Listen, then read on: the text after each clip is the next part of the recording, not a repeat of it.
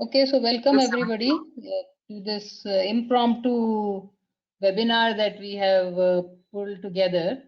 So just to give you a little perspective, I think the genesis of this has been that, all of us, as we are going about our regular, have been sharing the challenges we've been having in this during this pandemic, informally with each other.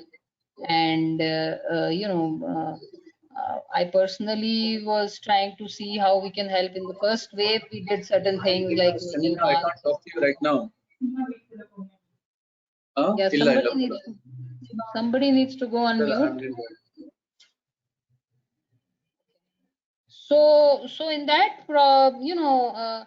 but suddenly in the second wave, when we started experiencing all these challenges and tragedies around us, I think a lot of us felt, what can we do to help? And we reached out to a few hospitals, and we found out, I found some of my colleagues and some of my classmates in the Delhi area trying to import oxygenators and donate them to the hospital. So we said, well, why don't we do the same thing in Bangalore? And when we reached out to a hospital, I realized that they had already acquired oxygenators, and when they were trying to use it on patients, they found that it was not having the desired effect. And they realized that a lot of these imported oxygenators are just pumping air rather than providing the right levels of oxygen purity, which can actually help the patients. And they were having to junk these. So there was a lot of donation money coming in, and people are trying, all the goodwill from the people, but this is all getting wasted. So it kind of triggered, and then as I shared this with a lot of people, I think that a lot of us are in the same boat. And we felt, why don't we mobilize the community and try to see what we can do to make in India. Then we came across the fact that ISC has been trying to do something in this direction for the last almost year or so. And we found this group, Oxygen. They have a solution which they are ramping to production. So we said, why don't we get everybody together? And this is a starting point. And our intention is to bring the right stakeholders together. And in the audience today, there are a lot of people from potential manufacturers, regulators, and volunteers, and probably funders, if you want to do crowdfunding or something. So there's a lot of people who are very keenly interested. It's amazing to see that we have over 100 attendees just when we announced this last year, 136 attendees right now in this session. So I pass it on to Mr. Pathak, Mr. R.K. Pathak from Department of Telecommunications. He's the Deputy Director General of International Collaborations. He's also the person who, was kind of like the founding father of TSDSI. He conceived the whole concept of TSDSI, and he currently is also responsible for TCOE, the Telecom Center of Excellence, which is trying to promote a lot of the startup MSME community in India to manufacture in India. His focus was 5G, but when we told him what about oxygen concentrator, he said, yes, of course. So thanks to him for coming and encouraging this. And let's hear from him, and then from all the researchers and entrepreneurs here. Over to you, Mr. Pathak. But before I do that, I think there is a provision to put your questions in the chat, and Bindu will guide us through all the logistics. And also in the Q&A sessions, if people who want to speak, they can raise their hands and they can be unmuted. So over to you, Mr. Pathak. Thank you, Pamela. I'm sure I'm audible. And I would like to first pay my respect to all the gurus here, because I think they have been the guiding always in all the times, and naturally this is more important during the pandemic. So today's session is a very unique session, that we have professors who have done a lot of research on a subject, as well as industry who want to manufacture, and user also as a hospital also. So all three are together. And I think whatever Pamela you told, I have the practical experience that even I imported a oximeter from China and it's not giving the result, though it says that it's 10 liter per minutes it has to give, and its weight is also exactly more than 20 kg, whatever I could find out from internet. This should give me the desired flow of about 10, and that was my requirement for my patient, but it's not giving. So I think this is in this pandemic, this is the right forum that we all Indians should come together, and that's what I am saying. So all whoever is on the attendee side also, so even their help will be required. We have so many Indian startup forums and others on our website to them that we have to manufacture oximeters, ventilators, and concentrators, whatever is required for the country from our own design, such that we also fulfill our requirement and subsequently export also.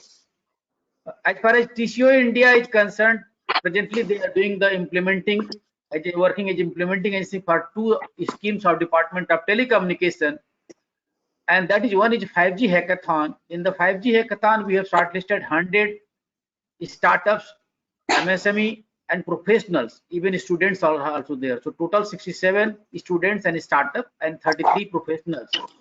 And right now we are handholding them to develop their use cases, applications, and DOT has already announced 5G trials some 4 days back. So these all 100 can demonstrate their applications. Even this is the message to all the professors, industry, academia here, including hospitals, that if you have any 5G use case, the moment we are going to start the live 5G trial with the telecom service provider, I invite you and I will be the contact person. I am the contact person in the department. I'll be sharing my email. So you give us, you just mail me and I will ensure that we showcase our Indian 5G use cases when we are doing the trial.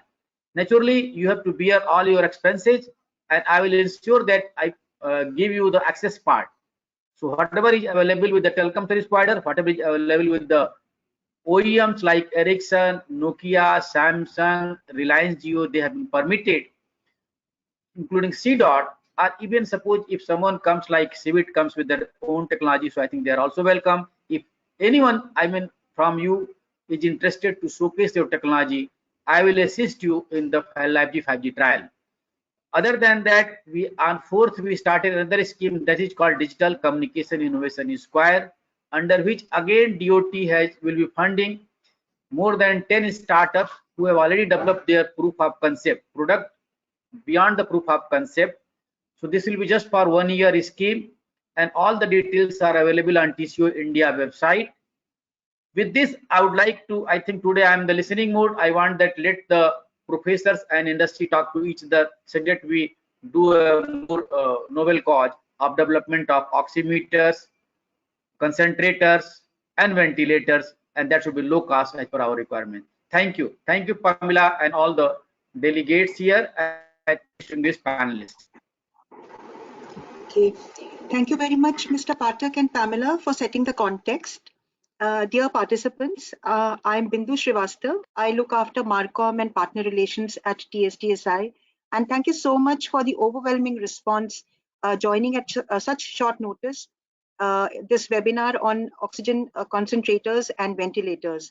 As already explained by Pamela and Mr. Pathak, we will be discussing some prototypes, some designs which have been developed indigenously in India on oxygen concentrators and ventilators.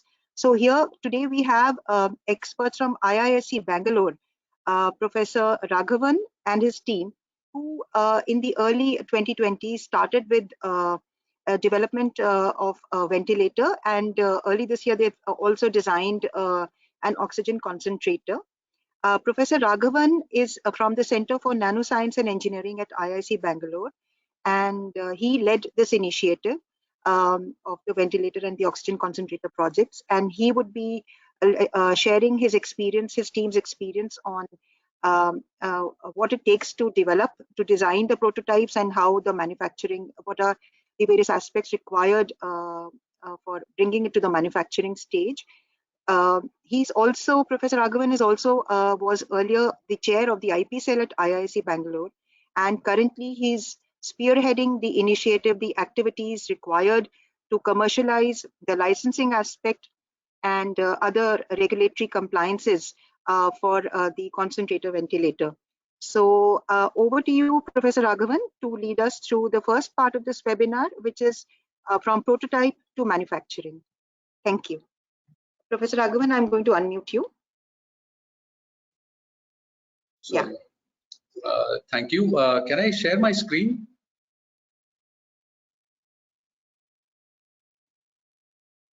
Can you see my screen? Not yet. Not yet. So can you share, get the rights to share the screen, Professor? Okay, show screen. Okay. You, Professor Raghavan, you would have received the, yeah. Yes, now we can see it. You can see it now. Thank you.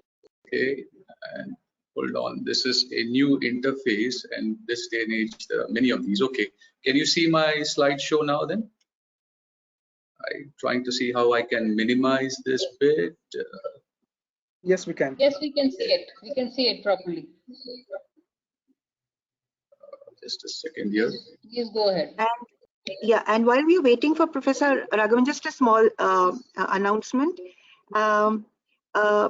Delegates, if you have any questions from the panelists, from the speakers, please type them in the question tab.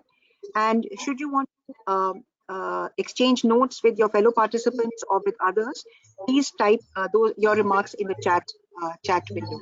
Thank you. Professor Raghavan. Yeah, thank you and good morning, everybody. My name is Vasu. I am a faculty member at the Indian Institute of Science in Bangalore.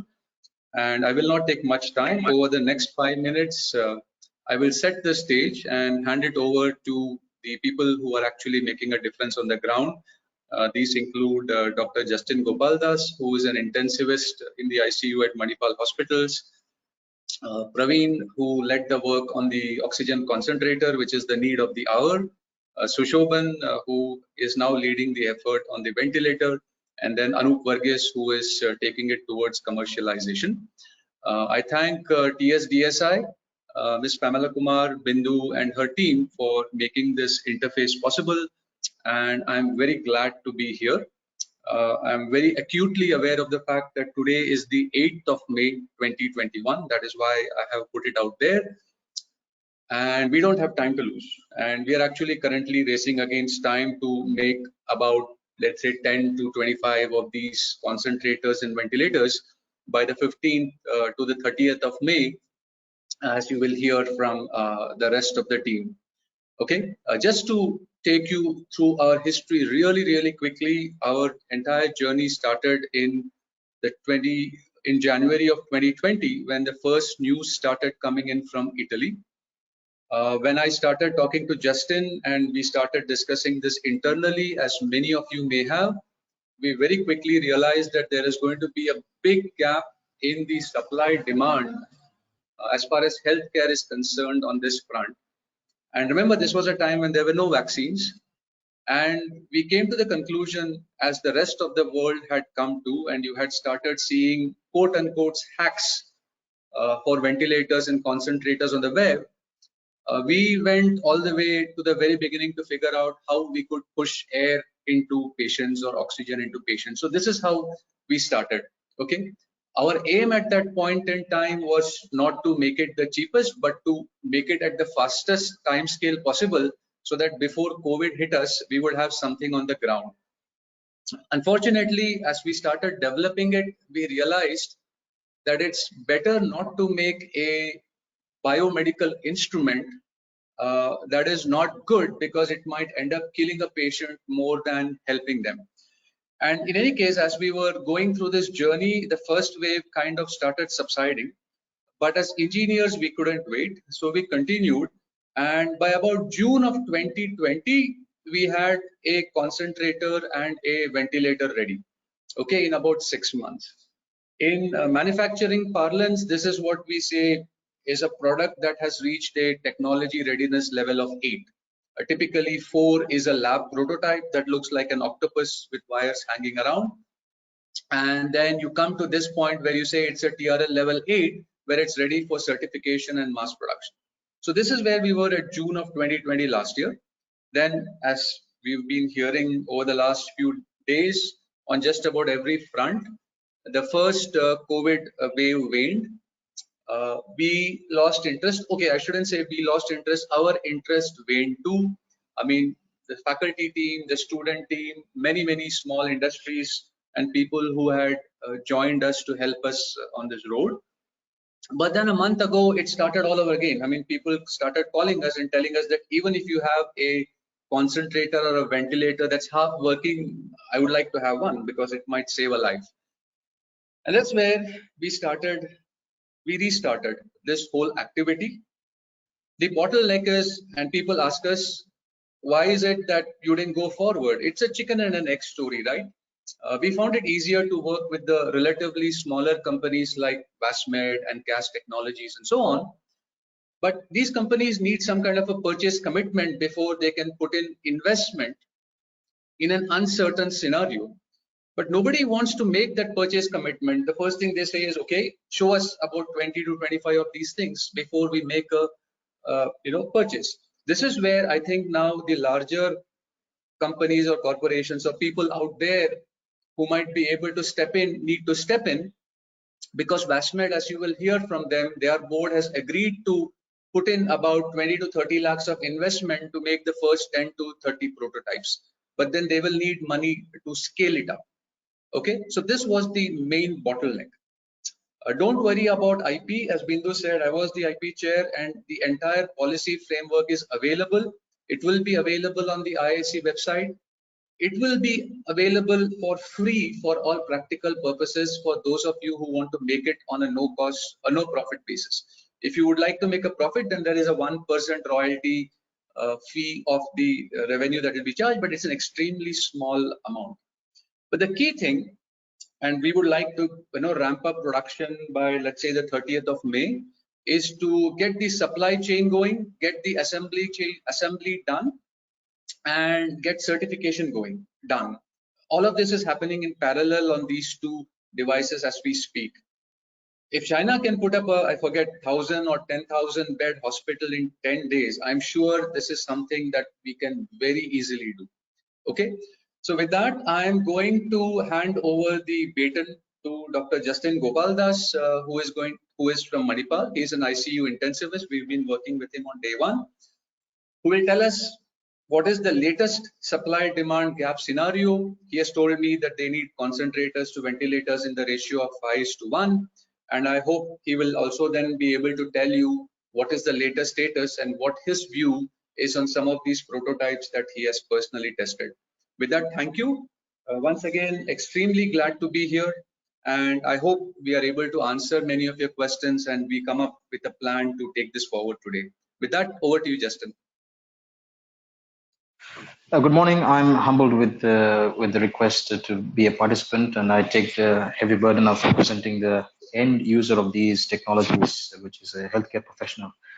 And as what you said, I've been associated with their energetic company, I must say, because this is what I've realized is that by integrating with them over the last year, despite the hard times that we had from June till October last year and even now, they are the positive force in my day.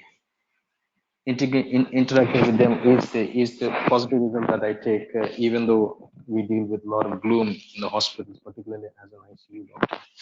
So I thank them for giving that positive boost to my professional life and keeping that variation, and also allowing me to think out of the box at times, or reach to the knowledge gap that I had in some of these corners when I'm interacting with an engineer. Thank you for that. Coming to the point, I'll just make it a quick and a crisp point that about 2 weeks ago I called Vasu and said that I've just got one of my colleagues calling who is on week. I know we all take turns to doing COVID weeks. Most of us do the COVID week anyway, but somebody takes the first on, as in the one who coordinates all the admissions and discharges. So one of my colleague who was doing that ended up calling me saying that, remember last year you were making the ventilator that you guys sort of circulated about its third version. So is it available? If you have a couple of them, can I use them? And then I called Vasu saying that, what's happening with that? And Vasu said that we have taken it apart, we're upgrading the software, and so it's done. And I said, is it possible? Can we use it? And he said, and they did 2 all-nighters. I am amazed at the amount of energy they put in, even the first time as well. They got it done under 48 hours with all the tweaks that I wanted, and we fired it up in hospital, and it worked. It worked like a charm. For the sort of most sick patients, it would save the day for quite a few of them. And so that was a step 1 for us, and the step 2 was to make sure that we get the clearances, because these are new devices, like any drug or a machine in healthcare industry. Like Vasu was saying, the first rule for us is that do no harm. So even if you can't help, that's fine, but do no harm. So unfortunately, based on that process, we have to get ethics clearance from the industry, from our hospitals, to use them on for patients in extraordinary circumstances, and then probably use the data tomorrow when the certification is going on to assist with the quality and safety of the device. And that's how this conversation reignited between Vasu and us, which have been sort of waned in previous months. And this is because, as you all probably know, who are here in webinar from various parts of India, that various parts are suffering at various degrees from this COVID. And if you have any family member who has gone through this, including some of my colleagues, they themselves weren't able to get the beds in their working hospital. It is that bad. Forget about the friends or neighbors or known person, even your own close blood relatives, they weren't able to get into the same hospital. It is so chock-a-block. My current ICU is running at 170%. There isn't space to walk between the patient's beds. At this point of time, what the actual the capacity of the hospital is that we have a 60%, generally as per guidance, 60% beds will have ventilator, not all 100%. And so when you have 170% occupancy at this point, and I only have 60% ventilators, there is a big gap. I am pretty sure that there are, even if all 170% are not on ventilator, there is a big gap of anything between 20 to 80% of people who need ventilator and are already being given alternatives like a BiPAP machine, which isn't fulfilling their job, but they had no other choice. And this is where this lacune or this gap has been shared not just by me from one hospital chain, but many others in Bangalore city that I know, fellow colleagues. And as much as the machine is, yes. Dr. Justin, could you kindly switch on your video if that's possible?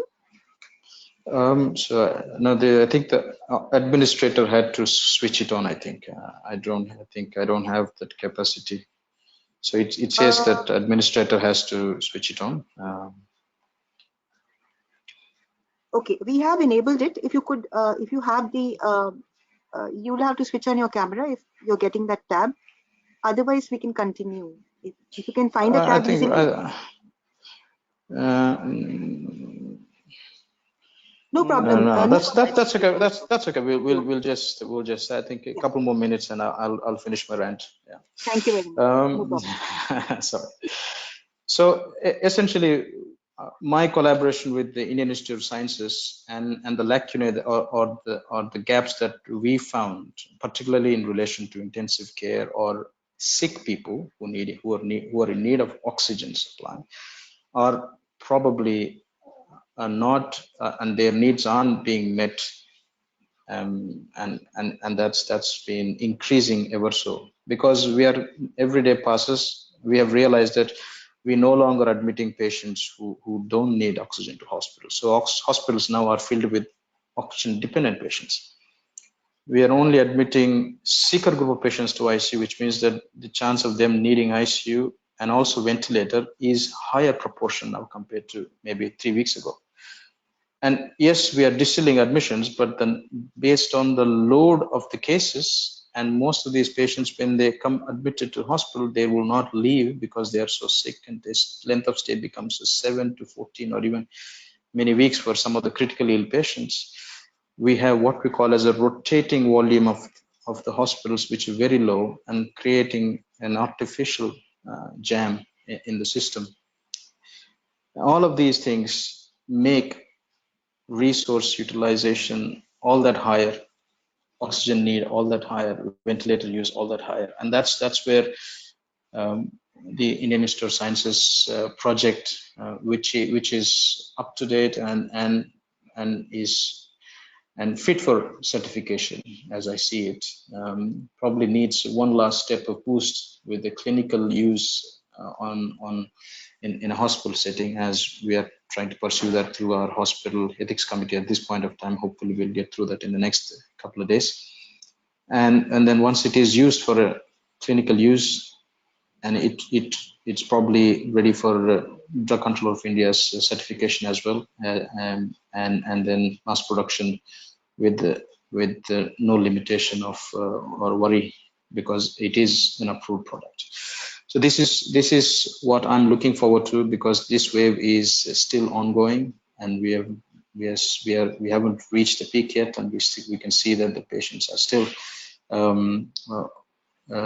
are stuck, not getting what they need, as the opening chair has clearly said, with the Delhi experience, and now Bangalore has experienced the same fact.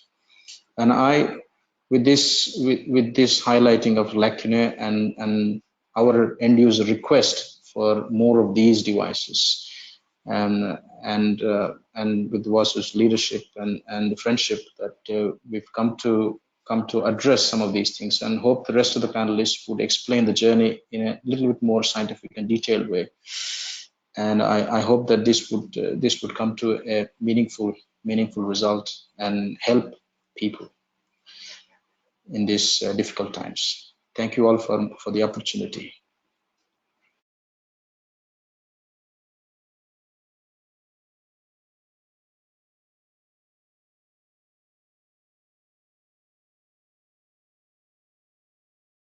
We can have the next speaker.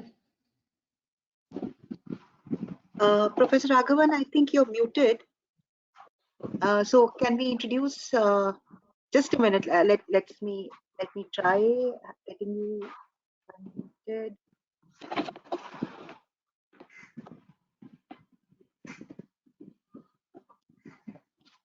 Professor Raghavan, you are self-muted.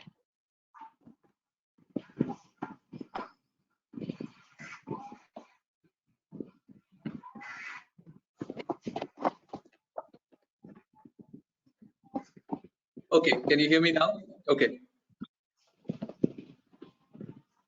Can you hear me now? Okay. Yes, you're audible. Thank you, Justin. I was just wondering if you could quickly comment on the need currently for oxygen concentrators versus ventilators. If I'm not wrong, there is a bigger pressing need now for oxygen concentrators than there is for ventilators. Is that correct? I think both are in need. Certainly, the oxygen concentrators is designed as a way to reduce the oxygen demand deficit at this point, what we are experiencing all over the country, but also in Bangalore circles. In the last number of weeks, there are near misses for many of the hospitals that I know, and that everybody is now taking extraordinary measures of reducing the targets for oxygen for each patient to see if they can save oxygen, save that extra 20 minutes. So I guess the oxygen concentrators in bulk probably would reduce the demand on the hospitals, and probably would buy a safety for most of the institutions. That's number one. And number two is that these could be used in a large scale, certainly when the beds aren't being available. And I have a feeling if there is a big facility that's going to be set up, a piped gas setup in those settings for a low oxygen demand patients is going to be very difficult, and it's infrastructure wise is a big task. So oxygen concentrators in bulk at that point would serve as a triaging center and holding center until they've been transported to a nearby hospital. So if that kind of a triage system, if it comes alive. Ventilators, yes, the ratio as was mentioned is 5:1, stands good. Yeah. And would you be able to quickly put a number on the number of concentrators or ventilators that Bangalore as a city might need? So, like I said, the majority of the hospitals are oxygen beds at this point of time. To an extent, 80% of hospital beds currently are oxygen beds, supposedly supposed to supply oxygen. And none of these hospitals have ever used 80% beds as an oxygen beds ever in their lifetime. So that's the demand. So when you challenge the upper limit of the hospital's capacity, you are going to get into trouble. And so, like a 100-bedded hospital would need 80 oxygen ports, and so even if you reduce it by, like, replace those piped to with the concentrators, even in 20%, that's a big number to change. 20% difference. Yeah.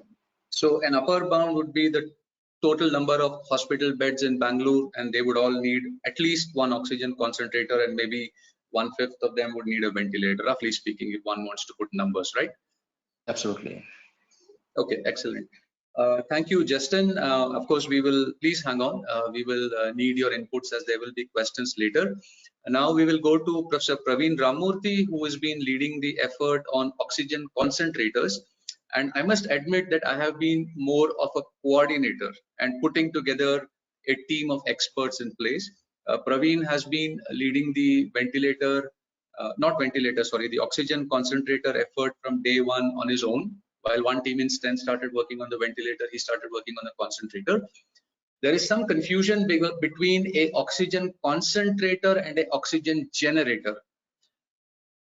I checked with Professor Dasappa today morning. There is another team in IISc that has also made what they call an oxygen generator. The basic principle of operation of the machine that Praveen is going to talk about, that we are calling an oxygen concentrator, is the same as the basic principle of the machine that they are calling as oxygen generator.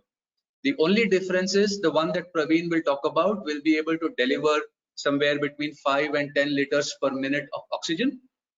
To put that number in perspective, the average human being breathes in air at the rate of about 30 liters per minute. Actually, we are an amazing machine ourselves. And the oxygen generator that Professor Dasappa has put together, it's more of like an industrial scale, and it can go up to maybe 50 liters per minute. So Praveen's concentrator is about 5 to 10 liters per minute. That's what he's calling the concentrator. And the oxygen generator can deliver up to 50 liters per minute. The principle remains the same. So with that, over to you, Praveen. He's put together an oxygen concentrator where I'm guessing the ballpark price is somewhere in the regime of about 20 to 40,000 Indian rupees. Go ahead, Praveen. It's over to you. Yeah, thanks. You can see my screen? Yes. Okay, all right. Okay, I'll start. Thank you. Thanks for this platform to discuss this.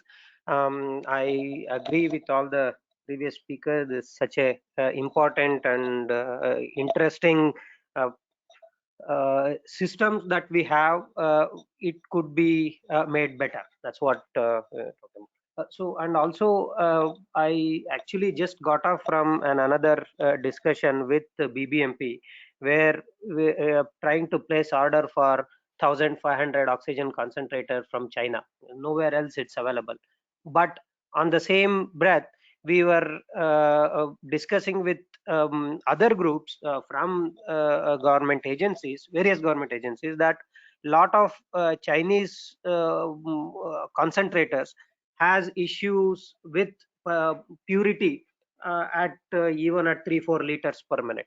So this is not to scare that not to use a Chinese thing, but the reality is some of them do work, and some of them do not.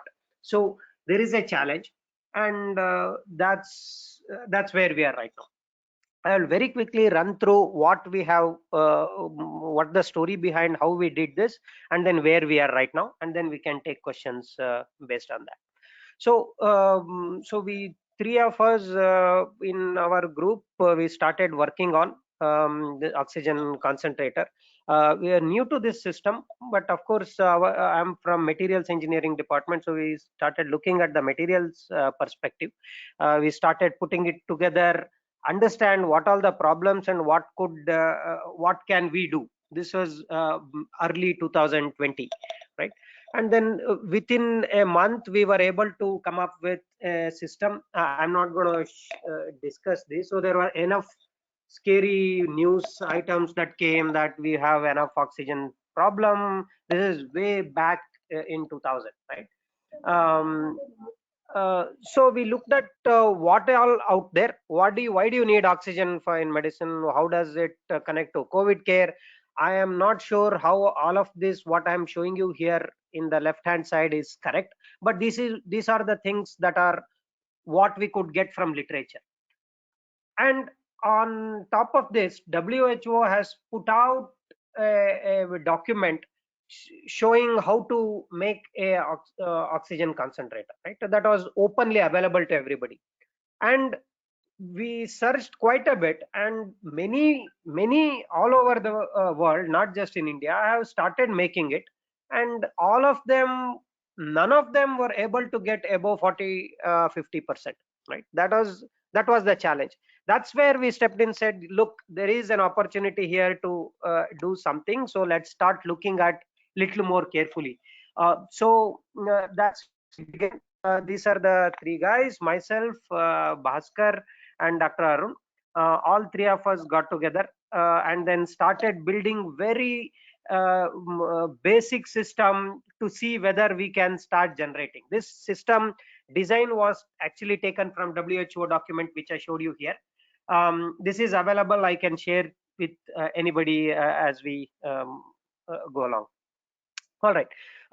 So while this was happening, that's when SID's Tatpar scheme, head by Professor Gurumurthy, Yatish, and the entire team, got in and said they supported for making this. I mean, you need money to start making any of these things. So they supported with funding and logistics too. So that's where the whole thing started. This was again almost a year ago. This is a team which actually we sat and built the system. This photo was taken 3 months ago when our system was almost a final version from the lab. So you have Kumar, Raghava, Vijay, Ashika, and Bhaskar. Okay. So very simple. Again, I will not go through too much technical detail, but oxygen can be generated by many different techniques. We looked at for portable PSA is what we are going to use, because that is little easier for both generation, maintenance, and fabrication, right? So we looked at that. How does this work? Again, the principle is very simple, but making it work the particular fashion was the challenge, and that's what our journey was. So basically, PSA, what happens, you have two container filled with a particular kind of zeolite with a particular chemistry and a particular size.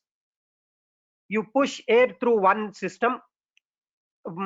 This particular bed of zeolite absorbs very forcefully only nitrogen and leaves out everything else. So what you are doing is you are separating nitrogen with everything else, and nitrogen is more than 70%, right? So hence you are separating oxygen.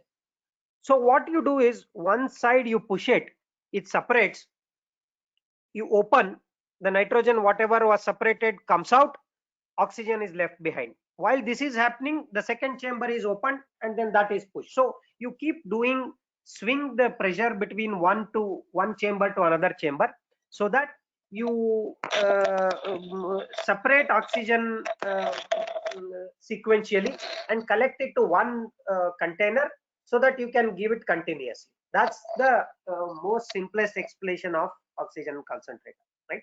So here the dynamics of how much pressure you put, how much packing the zeolites are, and what time, the residence time for air to be inside the canister cartridge, and the mechanism, efficient mechanism of extracting the separated nitrogen. These are all the things that dictates the purity of oxygen and the stability of the system. So that is what took us actually 3-4 months to come to a stable system, which is what we did. So this is a schematic. These are the diagrams. Actually, you can get it from the web. It's available everywhere. You just Google it. You can get this. The right one is what we got it from WHO. Of course, as I said, we start modifying, more optimizing. This is a schematic, right? We started optimizing to understand better to this particular condition. Right? That's what we have done. So this is where we started with. We started with the steel. So we said this is a pressurized system. We need to have a steam. So we had a steam steel container. We started writing our own codes. We had single isolated valves, which was very much available everywhere. Then of course this was during the COVID time. We went all around, started getting various different components. I mean, this all we had to do on our own because of the first lockdown, right? So we are fortunate, lucky, because we are in Bangalore. We are able to connect to various different small companies and big companies. So this is one of them. Genetics, everybody knows they have fantastic valves. So this is what we started to use. Then we sourced various components. As I said, I'm showing you here the heat exchanger, valves. We first started the electronics with just using an Arduino, then Raspberry Pi, and then we realized all of these are fantastic, but then over a period of time, there is a drift that happens in the timing, the whole electronic system, because still, however robust this is still a hobby system. Hence, we started developing our own electronics. Of course, we did calibrate the flow, pressure, the purity, and things like that. So our journey of making various different versions of the system began. So this was the second version. Then the third version, we started using a simple water filter cartridge. Can we use that? Because it's olefinic material and it's biocompatible. So I don't need to worry about compatibility portion as we go along. So again, our software coding started to increase, make it more accurate, better, and things like that. So this again was really the optimization process where we had capability to change the timings and the whole mechanism of switching on and off, absorption and desorption process. That's what gave us an edge. We literally did minimum 1,000 different experiments before we came to an ideal performance, right? So again, parallelly, we started to working on oxygen sensor. So oxygen sensors, we actually, I'll show you at the end, which is another very important device where you need to really measure what percentage of oxygen that is coming. The literature says I connect all of this, I should get 90%. Whether I'm getting that or not is what we need to measure. And we found out that there are only few available, and that too, that's imported, and it's very expensive. So can we make our own oxygen sensor? So we, not the oxygen sensor, but the oxygen sensing unit. So we bought oxygen sensor from Honeywell. We created the complete electronics around it and then started calibrating. So that also was done parallelly. As I said, enough timing work that went through before optimizing to present condition. So we started getting, These were again early last April, May time, where we started to get above 90%. At 1 LPM, we are getting above 95%. We are not sure whether we are really getting it, because theoretically anything above 94% is almost you are reaching the limit, right? So, but this was very stable, right? You change the process something, you will see a change in oxygen output. So we were on the right track. So we got even for 10 LPM above 82%. Now we are around 85% for 10 LPM.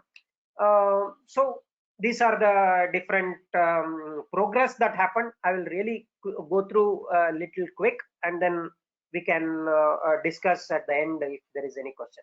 So these are various different versions that came along. This was the 4th version. This is actually look like a water filter what you have in home. This was still running with Raspberry Pi. This is when we started making our own electronics, where we started replacing actual relays for timing relays, because that had only a few lakhs operations. Then afterwards it starts to drift. So we created our own system, make it more robust, stable. So then we started with our limited understanding and our limited exposure to make a product. We started putting it together to make it look like a product that can be given out. This was the 5th version. Then this is what how build was for the 5th version. Then 6th version looked a little more compact, and then we started putting together better. Performance was, this is what the performance within 180 seconds we are able to reach above 90%, and then we were able to control oxygen purity very well. We moved to the new platform.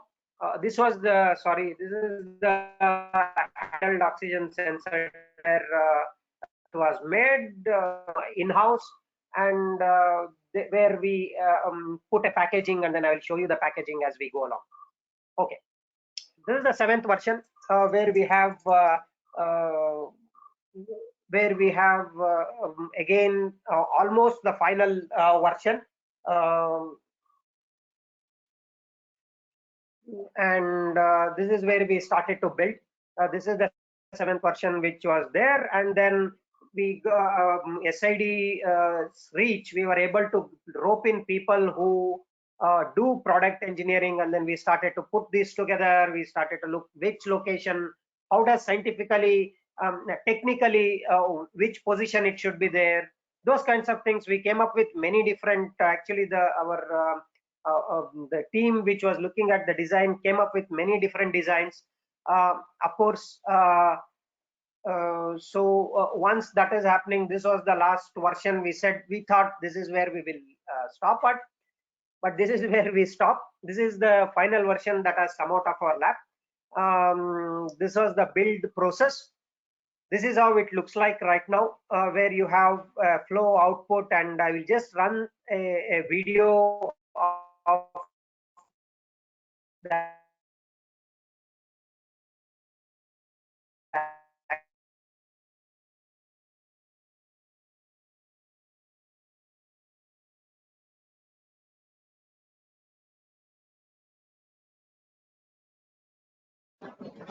Praveen, I think we may have lost you.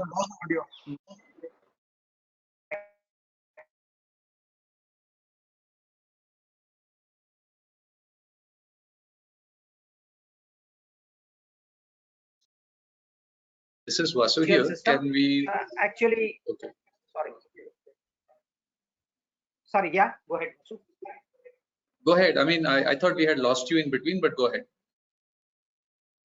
Okay. So yes. Can you hear me? We missed you Yes, again. we So can last hear you. one Go I ahead. can say that. Can you see my screen now? Yeah, we can see your screen, but we missed you for the last half a minute or so. Can you repeat? Okay. When you started the video, after that we have not. The video didn't can play, you- and we couldn't hear you. Okay. Can you see the video? Could you see the video? No, the video did not play. Can you do the video again? Sure. Let me do that.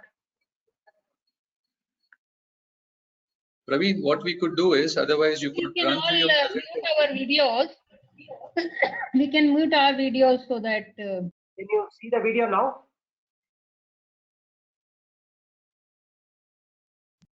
Yes, Maybe but I will. it's slow. Okay, I what think we I have will do the is maybe at bad. end of the talk I can show the video. Yes. It's basically showing how do you switch it on, what all the connections are there. I can come back to that later stage. Okay, I'll continue. So the performance was standardized. So the next few things that are most important is pre-clinical validation. Of course, TUV and UL certification. I think both Professor Vasu and Dr. Justin rightly said that there is absolutely no certification process from ICMR for oxygen concentrator.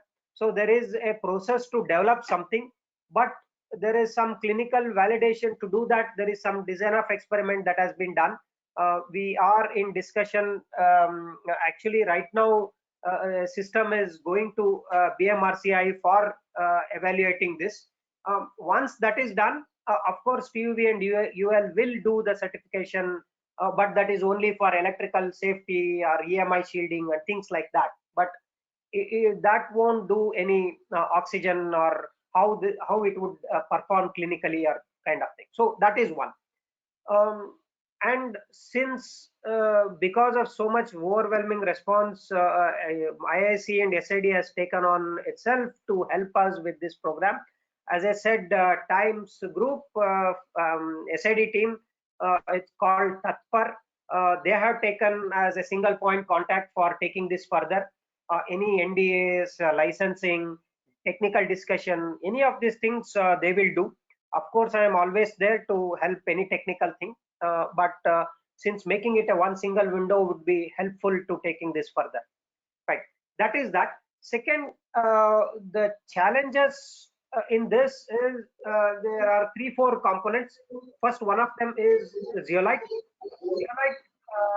We have, I mean, you can get all of this data which I am showing from web, but I am telling you that these 4 components are the most critical components for a manufacturer.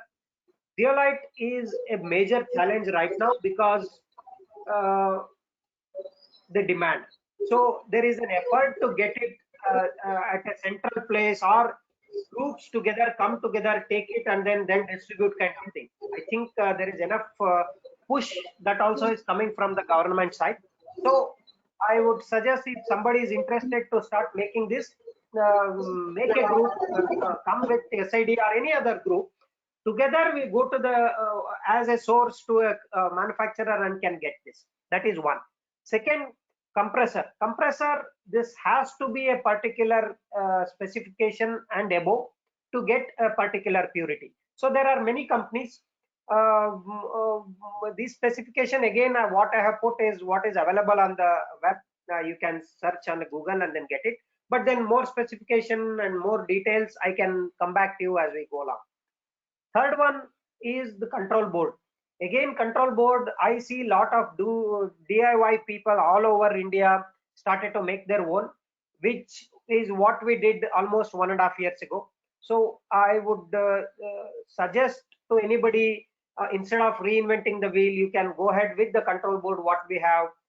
It can be given to people as Professor Vasu suggested, the modes that we have. So instead of reinventing the wheel, you can go ahead, take this, including the firmware. All of this can be obtained through Tatpar, right? And the fourth one is valve. I showed you the picture of valve from Genetics. Genetics is a fantastic. I am sure they can also make, but there were some challenges in the actual design of that what was available. So we went with couple of fabricators to build a specific valve that is suitable for this. So we have done that exercise. So those things are all ready to take further. So this, the whole system was ready in last August, but because of the lack of interest for whatever reason, including everybody is saying the Chinese ones are available, why do we need this kind of thing? We had not done anything, but we went ahead with kept on modifying things. So for example, one of the things which we did was we incorporated this oxygen sensor inside the system itself, so that you can get all the, including the oxygen percentage data in a smartphone, so that that can be obtained to a doctor, right? So doctor need not wait, only know how much quantity and what time the oxygen was given. He can also know what percentage it was given. So that's one thing that was developed last 1 year. In addition to that, as I said, handheld oxygen sensor, which we have in-house built and demonstrated, which is pretty stable, robust, and way less expensive than what is available in the market. With that, again, there are only one standard that is available, 80601, which we try to accommodate everything in what we are doing. In addition to that, the test that is suggested by TUV or UL is what is listed. So my point of showing this slide is we have done enough background work to look at what testings needs to be done, which is underway. So probably in a few weeks, all of this will be complete. But if somebody is interested to take this further, this is the right time. Start lining up the schematic design and supply chain management, which is the most critical factor in all of these things. Okay, I think with that I will stop. If there are any questions, please let me know.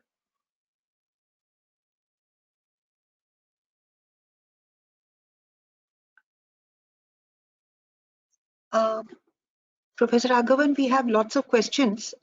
I think, Professor Raghavan, you are on mute.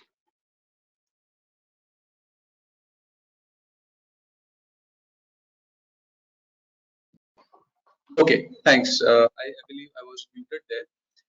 I believe there are lots of questions. We are running a little short on time. Maybe we can finish the next two presentations quickly and can take all the questions in a single shot, if that is fine.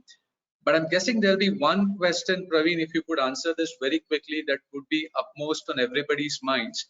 You started by saying that most of the concentrators available in the market wouldn't go beyond 40 or 50% oxygen, but you managed to go at 5 SLPM to beyond 90 and at 10 SLPM to beyond 85.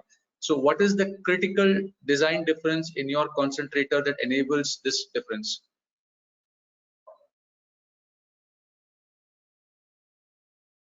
Praveen, are you there? Yeah. So there are two things. One is definitely the electronics and the dynamics of the connections. So electronics actually giving the stability of the switching and controlling that over a long period of time, what made it more stable. So if there is a switching problem, even for one, it misfires in between, then you will have a problem with oxygen mixing with nitrogen, and then your percentage goes down. So that control was one of our major thing. Okay, so the key thing, if I may summarize what you said, is electronic control of the pressure swing adsorption mechanism, correct? Correct. That's the key. Excellent. So I think we will now move on to Professor Sushoban Awasthi, who is now leading the ventilator effort. And the story of the ventilator kind of mirrors the story of the concentrator in terms of all the challenges people have had to go through during COVID times, lockdown, and so on to get it done. And both the concentrator and the ventilator were very strongly supported by Professor Gurumurthy and the Society for Innovation and Development at IISc. So with that, over to you, Sushoban. Thank you. I hope I'm audible. Let me just quickly share my screen.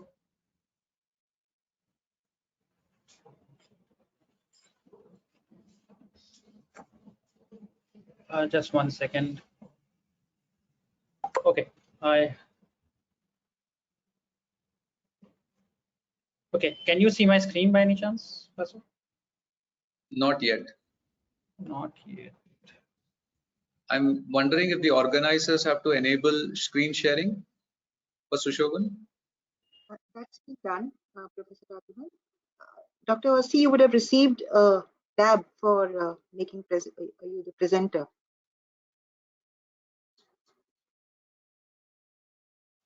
Yes, but okay, there it is. Microsoft. We can see your screen now, Sushoban. Go ahead.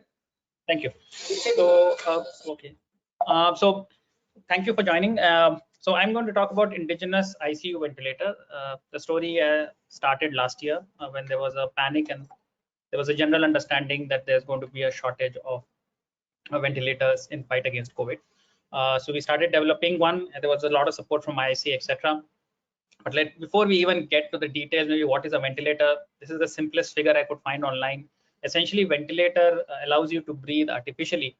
It's a system that pushes air into your lungs and then sucks that air out, and does this periodically so that you don't have to function. You don't have to do this on your own, because oftentimes during Sushoban, can I interrupt you for a minute? So, sure. What I see on the screen is a black box under user feedback at Manipal Hospital. Okay, that's better. All right. Okay. So what a ventilator is it's basic. I hope you can. Yeah. So it just pushes air in and out, so the patient doesn't have to breathe. When we talk about an ICU ventilator, what that means is the patient is under sedation and is not breathing at all on their own, and the machine is the only one that is breathing for them. So it's a critical piece of equipment. It needs to be designed very carefully so that neither do you damage the lung and you do deliver reliable breaths, because clearly the patient will not survive if even a few breaths are missed. So that is the main challenge. The fundamental design of such a system would be relatively simple. The complexity comes from the control logic, the alarm systems, and making it reliable. So we started in March 2020.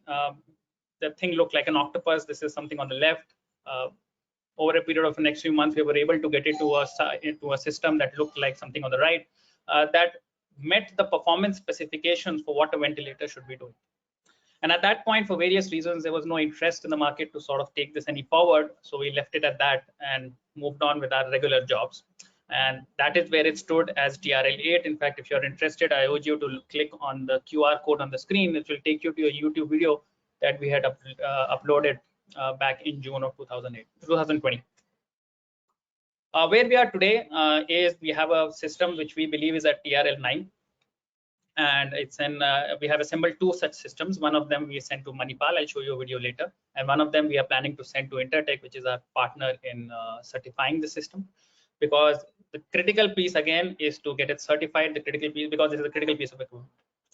You can look at the specifications. If you're familiar with ventilations, they would mean something to you. If you're not familiar with ventilator, that doesn't matter. The summary is that this is a ventilator that can be effective in the fight against COVID and can be used in an ICU setting. The target cost that we are looking at for this ventilator in terms of just its cost is probably around 1.5 lakhs, plus minus some number depending upon the exact components, which would make it extremely competitive to any ventilator that is on the market. Ventilators of similar specifications start somewhere between 6-7 lakhs in the market and go all the way up to 25 lakhs. So this is just a quick video. I hope you can see it, but this is the system getting tested at Manipal. Again, this is not certified testing. This was not on a patient. This was on a artificial lung. The point of the exercise was to get feedback from Manipal on what they think is the system, what can be improved, what they like about it, what they don't like about it. I think Justin can correct me, but to summarize, they think the system works. It would do the job on a patient if it was connected, provided we can scale it up, provided we can get it certified, and provided that it gets into their hands. So we are on a very ambitious timeline. We started on May 1st, and within this month, we plan to make 25 of these designs that can then be given as prototypes to whoever wants to test them or make them. The goal is to, by 25th or 26th of this month, we should have 25 ventilators in hand. And for that, we have partnered with Intertech, which is a certification agency. We hope to get a basic certification started. It would not be finished. The full certification takes 3 months, but the basic performance certification would start somewhere on May 15th. And in parallel, we plan to manufacture 25 ventilators that Vaswind will make, who's our manufacturing partner. Anup will tell more about that in his presentation. One of the things with ventilators are that because they are critical care equipment, not everybody can make a ventilator. Even the place where it's manufactured must be medically qualified. So it's very important to partner with people who have experience in making medical equipment, because the certification and the manufacturing details are significantly different from a typical manufacturing system. For all of this, we need money. Vasmed has kindly agreed to fund the investment of the first 10 ventilators. So that is something they will make at their own cost. But in order to get to that 25 number, we need to make 15 more. And just the BOM cost of that would come out to be around 21 lakhs. Some amount of design modification will have to be done so that this is a mass manufacturable system. I mean, when we make 1 or 2 units, there are things we can do on the fly. But in a manufacturable setting, you have more thought needs to be put out in how will you calibrate the system, test the system, and a lot of tooling and jigs need to be made for that. But finally, and the most important, is the testing and the certification. The relevant standard is IEC 60601, and full testing, which will take a couple of months, will cost somewhere around 10 lakhs. So that is what we want to embark upon. Whatever 25 ventilators we make during this whole process will be sold at cost. We don't intend to make money off it. Because I'm short on time, I'll just get to the summary. So in summary, an ICU grade ventilator has been developed. It's a robust control system. It has been tested by doctors. In terms of user feedback, it works. What we need to do is get it certified, start mass manufacturing it, and we aim to at least manufacture 25 of these units by 30th of May. What we are looking for are manufacturing partners, people who are certified in manufacturing medical equipment, specifically ventilators, or are interested in getting into the area. All these designs will be available, all the IP will be available. We just need your partnership. And all this partnership will come with some amount of investment, so that investment. This is just the team. I just flashed their names. It's too large to mention it, but I would be remiss to take the credit for designing or developing the system. It was a very large group effort that included people like Justin, who gave their valuable time despite being overworked in COVID, and also Anoop and Manjunath, who gave the industrial expertise to get this all done. Thank you. I'll take any questions you have. Thank you, Sushovan. Maybe we'll come to questions together at the end. I think it's time that we quickly move over to Anoop. But I think before we do that, it's important enough to state that the ventilator, if not properly made or used, can kill a person. And that's why we are being very careful here. Just to put that in perspective, the pressure in which all of us are sitting right now is what we call 1 atmosphere, or it's about 1,000 centimeters of water column. Now, if a ventilator pushes more than 30 centimeters of water column into your lungs above this atmosphere pressure, and it doesn't do that in a controlled fashion, it can kill you. So that is the kind of control we are talking about in these machines, which is very critical. And so I don't want people who are thinking of taking it up to manufacture it lightly. Okay, it's taken a lot of time to make it, build it, and give us the confidence to say, okay, the world can go ahead, build it, and somebody can use it. Okay, with that, it's over to you, Anoop. We have been working with him, like Sushovan pointed out, from day one, along with CAS Technologies, and they have been helping us. Good morning, everyone. Thank you very much for the opportunity, and we are really looking forward to take these products onto the market along with the IIC team and other teams who are interested in taking this forward. Just give me 1 minute. I will just share my screen. Let me know once you can see the screen, please. We can see it. We can see it, Anu. Okay. So just give a background of Vasmed. We are primarily a cardiology products manufacturer. We do therapy and diagnostic devices. And we were established in 2018 in India, but we have a facility in UAE that has been operating from 2003 onwards. We are an ISO 13485 certified company with CDSO approval for manufacturing medical devices. And our UAE facility, we already are having the PMDA Japanese approval. We have all the products that is CE marked. So just in a nutshell, what I just want to highlight is that we are a medical device manufacturer with certification and experience in taking these products into the market. We have in our Bangalore facility, we have around 25,000 square feet specialized manufacturing facility that includes a clean room of around 3,500 square feet. This is an ISO 7 clean room, and we have experience manufacturing complex and medical devices, including implantable devices and also medical electronics. And also we are a grant recipient from National Biomedical Mission for innovative products. So we are working along with Indian Institute of Center for Nanosciences for some of the very smallest sensors in the MEM sensors, which is used in measuring pressure inside the heart. So that is our association with the IIC from last 2 years. And we also have experience in IEC certification. We have done it for multiple products from our side. Just coming on to the bomb construction. So just to give you a background in terms of what we are doing for the current projects is that when we started in 2020 March, our main target was to get an ICU ventilator that can be manufactured within India. And we were associated with the SENS team, and they have been putting an amazing effort with regard to getting those products out by last September. And we have been discussing on taking it forward. Unfortunately, at the time, there was not that much pull in the market when we were discussing with various government bodies and other organizations.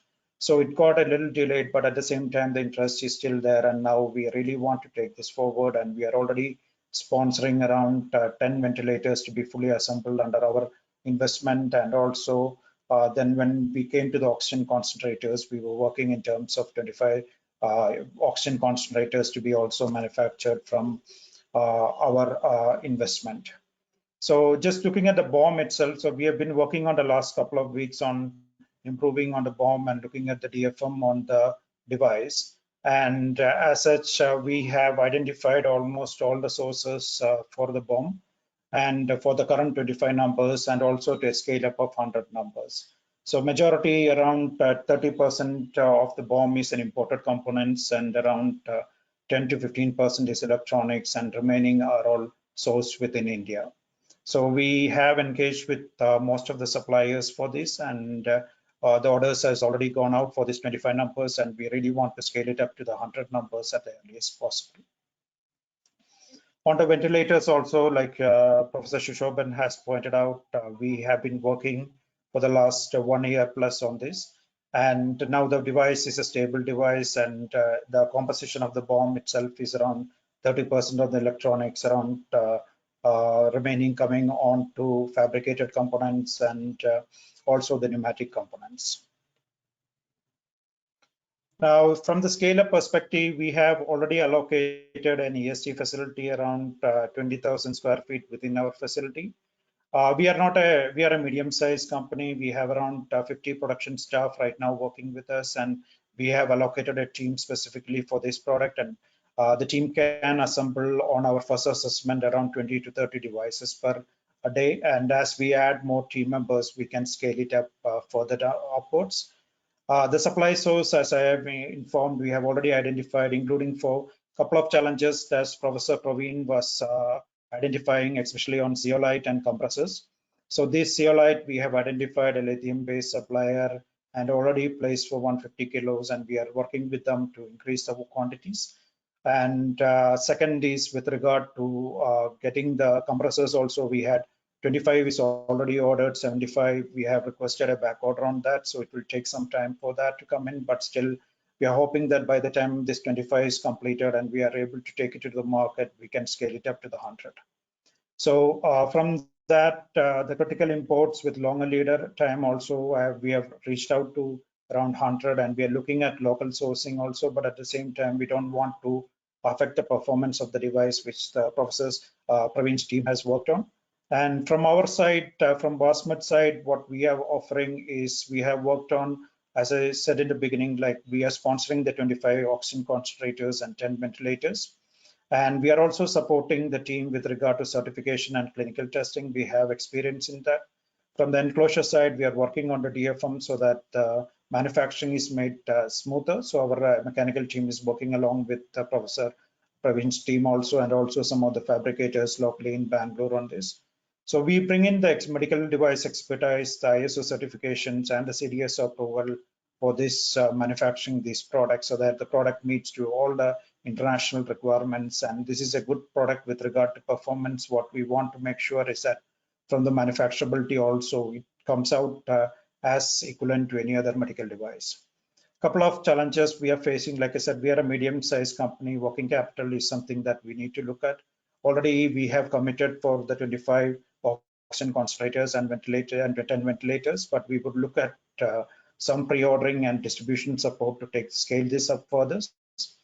There are a few challenges like from the announced lockdown that we need to look at, and also a few imports are coming in. So we would request any support that can be provided to speed up this. So like Professor Shobhan was referring, that our target is the 30th of May, where we would like to get these products, whatever we have committed to, get it into the finished assembly. From our side, we have a testing lab also established primarily for the ventilators. So we have the certification, calibrated certification system is available, and also calibrated lungs are available. So just make sure that all the ventilators, and we can use this for oxygen concentrators also, because it has a calibrated oxygen sensors also integrated to it.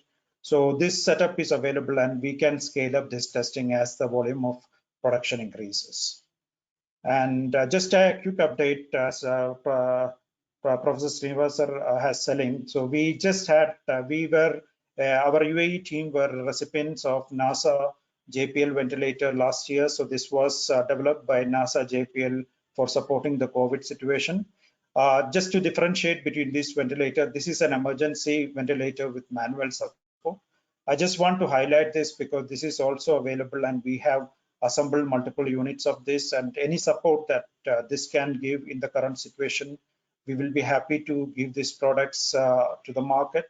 And so this is a basic emergency ventilator compared to the ICU ventilator. So the feature sets is only one simple mode that is available, and multiple controls are manual, but still it will meet to any pre-ICU requirement. This ventilator will meet the requirement.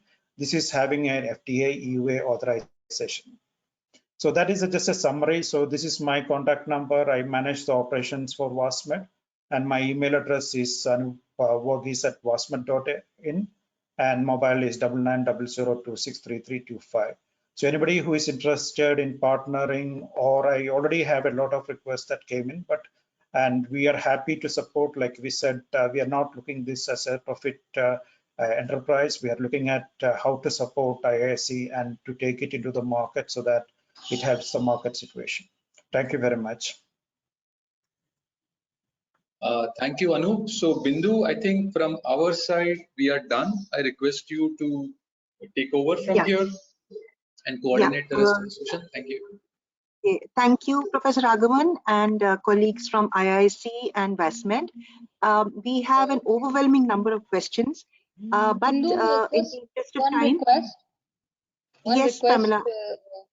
So Pavan Agarwal from would like to take the stage and make a few comments. Sure. Thank you, Pamela. Yeah.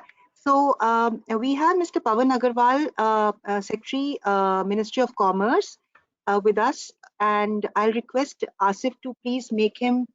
We will enable his speaker link so that he can make his remarks. Welcome, Mr. Agarwal. We'll just give us a bit. We will make you. We will enable your audio. So he's here in his personal capacity. Okay. Thank you for that clarification. Mr. Agarwal, if you could raise your hand, and my colleague would then make you enable your audio, please. I have given permission. Okay, great. Thank you. Mr. Agarwal. Yeah. Can you hear me now? Yes. Yes, we can hear you. Yeah. So, Pamela, I think this was really fantastic. So much of work has been done, and your initiative of bringing so many stakeholders together on one platform is very encouraging. And I'm also very proud that the Indian Institute of Science has taken lead in this, because I have very close association with the Indian Institute of Science when I was in the Ministry of HRD, responsible for the Institute of Science Affairs in the Ministry of HRD, now Ministry of Education. So kudos to Institute of Science for making it happen. Now, obviously, I think the importance and urgency of doing what we are trying to do is all very well understood and stated.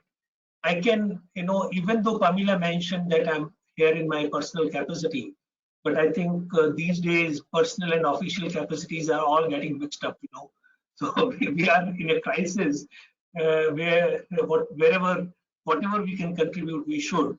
So as Special Secretary Logistics in the Ministry of Commerce and Industries, we have under the DPIIT a startup unit, a startup ecosystem, and I'll be very happy to bring those folks into the fold to support this work that is being done. I will talk to the additional secretary concerned so that more and more startups, and can be reached out, and we can do things at scale. Because what is needed today is being able to do things at scale. From the logistics point of view, I think you mentioned about some challenges on GST, some challenges around logistics, imports. So that is my personal responsibility. And in case there are specific issues that are pointed out, my office will be very happy to coordinate to ensure that it happens.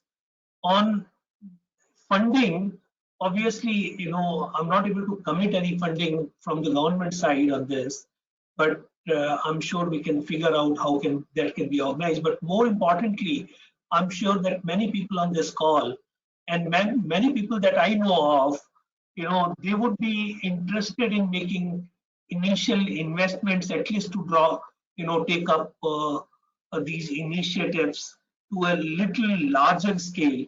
I have on this call invited Mr. Sanjay Jain from Electro, which is a mid-sized company in equipment manufacturing, and they have a fantastic track record in terms of turnaround times and manufacturing capabilities.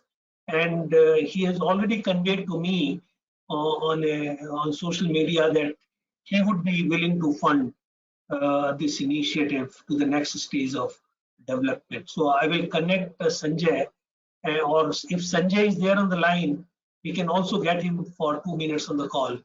I leave it to you, Bindu and Pamela. That's all from my side, and full support and from the government of India. You can count on me as your point of contact in Delhi, because all of you are based largely in Bengaluru. So I think I can become your single point of contact in Delhi to take care of issues with approvals, with ICMR, with drug controller, and everyone else. I've already reached out to ICMR, who have confirmed that they have nothing. They have no direct role in this space. But in case there is a role, we can definitely facilitate that. Thank you very much. Thank you. So thanks Pawan, for those very, very encouraging words, and taking in your typical style, taking the ownership and making yourself available. I think a lot of the people in the audience, I see we have more than 220 people in the audience right now. So people will definitely be reaching out to you. Thank you very much. So Bindu, Yeah. you want to take it from there? Yeah. Thank you very much, Mr. Agarwal, and thank you, Pamela. I see Mr. Sanjay Jain is there in the audience, and if Mr. Jain would like to make any remarks, we could enable your audio. Mr. Jain.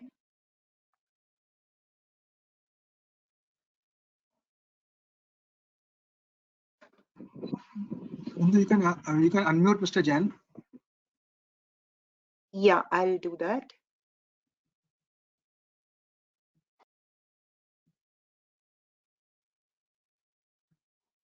Mr. Jain, Mr. Sanjay Jain, you're self-muted. If you could unmute yourself, and if you would want to make any remarks at this point of time. I have requested him. Good afternoon. Am I audible now? Yes. Yes, you are. Yeah, so it's definitely an incredible journey, I'll say, from India perspective, and considering the crisis we are in right now, nothing could have been better than this opportunity which has come up where we can actually do a lot. So I've been in touch with China also, and there is a crisis everywhere in terms of availability of equipment. So if we can do something in India, we would be very keen to support. I have taken details of Mr. Anu. I'll get in touch with him. And as a company, whatever we can extend support, even including logistics, GST, everything we are willing to help you out, sir, including fund support to reach out to the masses. We would be keen. Thank you. Thank you very much, We Mr. Jain, for the offer. Yeah, Pamela. I think we can go to the next presentation. Sanjay, you may be interested in the other presentation also. We have another company which has a concentrator ready, and let's hear from them. And they may need some support also. Sure. Yeah, thank you. Okay, thank you, Pamela. Thank you, Mr. Jain, for that very generous offer. Mr. Himanshu Gupta is our next speaker, and he will be talking about his experience of picking up oxygen concentrators from a manufacturer that he's partnering with and supplying to the hospitals. So that part of the journey. Mr. Gupta, over to you. Thank you. So I'm actually a part of an organization called Roundtable India, which is a pan-India not-for-profit zero overhead charitable organization for people between the age of 18 to 40, which believes in service through fellowship. We have our presence in more than 100 cities, having 4,500 members spread over 300 chapters. And our long-term project is actually Freedom Through Education, wherein we are focusing on educating underprivileged children by building infrastructure in rural schools, mostly in partnership with the various state governments. We have actually so far built more than 7,100 classrooms in more than 3,000 schools across the country, impacting 7.86 million underprivileged children. So apart from this initiative, we also run a lot of smaller charitable initiatives from time to time, and currently we are doing a lot of COVID relief work. So which is we have actually set up a national COVID relief task force, which is set up in more than 100 cities. So the network is in 100 cities, and we are helping in organizing the needy and the patients medicines, oxygen beds, ICU beds, injections, ventilators, plasma, ambulance, and the most importantly, which is needed by them, is oxygen concentrators. So we have been doing this effort of organizing it. We are also looking at setting up, raising funds to set up various facilities in various hospitals and through the help of other NGOs and government bodies. So it is basically in this search of ours for the oxygen concentrators is when we actually researched and found out that whatever was available today in the country was only Chinese concentrators.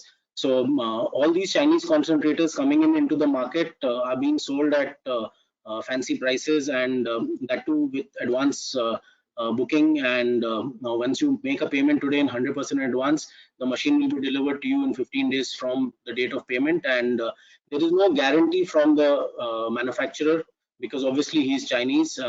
There is no warranty, there is no after sale service. Most of the importers have made fancy brochures giving their own specs and claiming warranties, claiming after sale services, which are actually not from the manufacturer, and they have been importing it even not knowing what is the output of the concentrator, what is the purity percentage or concentration percentage of the concentrator, and these machines have been flooded in the market. We very well understand that the need of the concentrators is there today. There is a shortage. That's why the masses in our country have no choice but to buy these concentrators without even knowing whether the 5-liter machine or the 7-liter machine or the 10-liter machine which they are keeping at their homes will actually be useful for them when it is needed by them. And that is basically when we try to see if we can actually get a good imported product. So out of all the products being imported, I would not say that all products are bad, but yes, maybe 20% of them are there who can still help you in that initial phase when you are needing the concentrator before reaching the hospital, or even post COVID treatment care at home. Now, in this whole journey, we try to see and find out whether we have Indian manufacturers for these oxygen concentrators, and we were quite surprised that today, apart from some names which are popular in India, which is Philips or BPL, there is no indigenous Indian manufacturer in the country who's selling or making oxygen concentrators. This search actually made me reach out to a friend of mine who's also a member of our organization, Mr. Rajesh Raghunandan, who's also there in the call today, wherein he mentioned that they are in the final stage of actually manufacturing and launching Indian oxygen concentrators, which is being manufactured in Tamil Nadu, and they are in fact awaiting the final certifications from some of the government bodies for them to start producing in mass and selling it in the Indian market. So that is what basically I wanted to share from the NGO point of view, or from people who are actually working on the field, who are trying to help the people, because the fact is that today we are getting hundreds of calls wherein from people across the country saying, I need the oxygen concentrator today, I need it today. Even the worst part is, because there are no concentrators available in the Indian market, they're all being imported. The people, the same importers who are bringing these concentrators, they're actually for ready stock, they're selling it at 3 times, 4 times the price which is there, versus the price which you would be paying them in advance and then booking and getting it after 15 days. So and the people are buying it. I mean, there are calls we get saying they're offering 5 times the money and saying, we just need it today, just get it to us at any cost. So I think there is definitely a dire need for these Indian oxygen concentrators, more companies of Indian oxygen concentrators to come into the market. One, to obviously make good this supply gap which is there, and also to ensure that people are not fooled by buying wrong Chinese products thinking they have got oxygen concentrator, but when it comes to use for them, it's not used. I also got some feedback, in fact, by some people, that they bought this oxygen concentrator and their doctor, when they checked it or they showed it to them, they said that this is not even releasing oxygen. The output is not even oxygen, just normal air. So that's the situation today. So yeah, so on that note, I would like to request Mr. Rajesh to take over from here. Thank you, Himanshu, for setting the context. Mr. Rajesh Raghunandan, your partner who's manufacturing oxygen concentrators, he will speak next. Mr. Raghunandan, you are self-muted. If you could unmute yourself, please.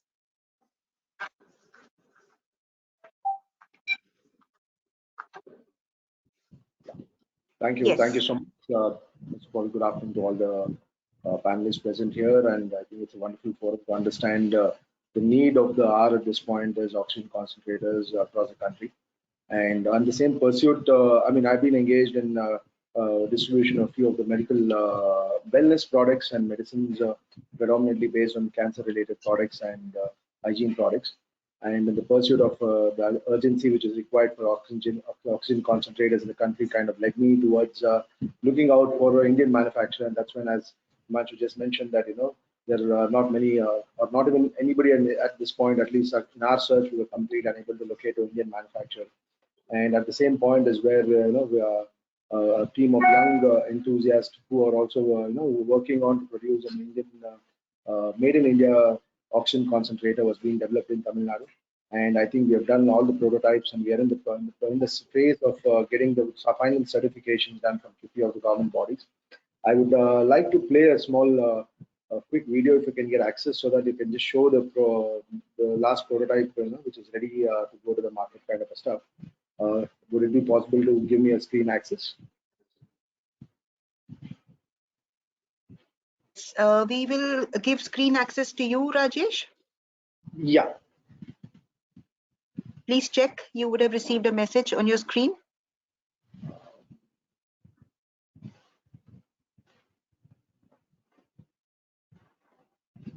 I'll request my colleague Asif to help you. Yes, I did get it. Okay. Screen. We can see your screen. Hanji, boliye. So how do we act this being a You can open your presentation. So we can see your screen. You can just play it and it will be seen by us.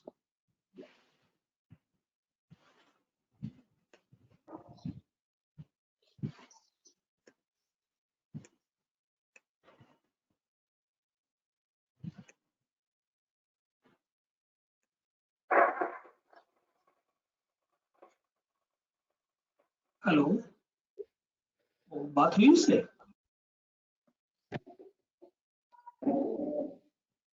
Yeah, you want to enable the audio?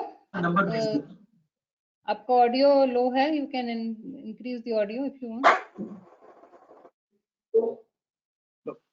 we'll have one of the technical persons to talk about this just after the speak.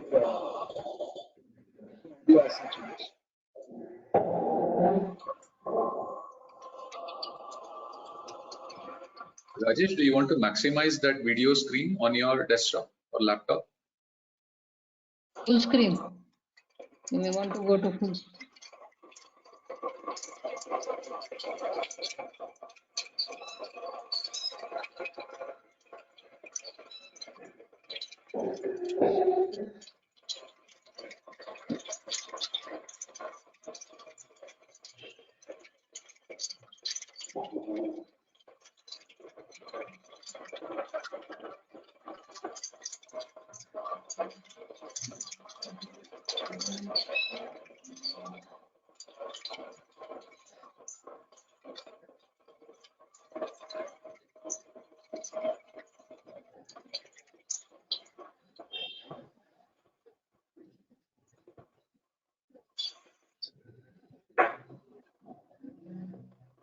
So can you regulate the flow level up to how many liters per minute you have? Yeah. So we have two models presently that we're working on. One is a 7-liter model and one is a 15-liter model. I have Mr. Manoj Panuswamy on the call with us. He's our technical head and he's the man behind the entire design. Can you kindly give access to Mr. Manoj so that? Yeah, Mr. Manoj, if you can switch on your audio and video also. Manoj, can you hear us? Manoj needs to unmute himself from the screen and then he can speak.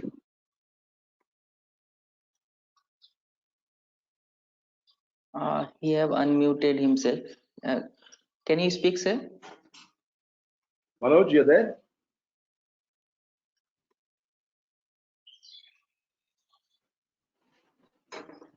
We are not able to listen to you, sir.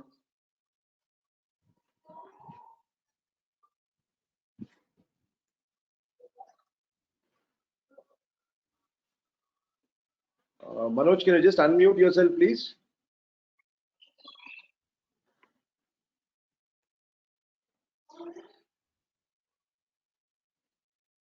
Or maybe Manoj can come back later. We can proceed from here, and whenever he is available, we can do that.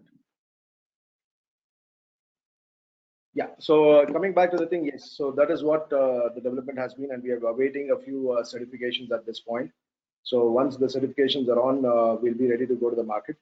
And yeah, as the biggest challenge at this point is these Chinese concentrators. We have been flooded in the market, and unfortunately, the little knowledge that people have about concentrators in terms of what is the right product to use and would the concentrator work at what level of the COVID patient? Is it a home machine or it is something that has to be used at a hospital? I think these are the general questions, or these are the most important questions which are there in people's minds at this point. And most importantly, the after sales service support. And these are the things which are, and since this being a life-changing device, our primary concentration is to bring the best product to the people, and the focus is absolutely on that. And we would definitely look forward for all the support from the panelists who are present here to give us, the way forward in terms of be it a certification or be it procurement of components or raw material. Though we have all the things in place, yes, we definitely need all your support to make sure that we cater to the maximum number of people. And let me see if is Manoj back to is Manoj, can you are you able to take a tube, because I'm not the technical person behind the thing. Manoj is the technical man who would be able to answer more of the technical questions. I guess there is some network issue with Manoj.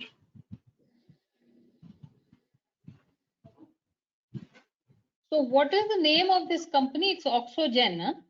The brand's name is Oxygen. You can type your details in the chat so that people can access that later, and they can reach out to you wherever required, so that we can. Absolutely. Mr. Manoj, can you rejoin yourself? I think it may work. We can't able to listen you. Yeah, thank you.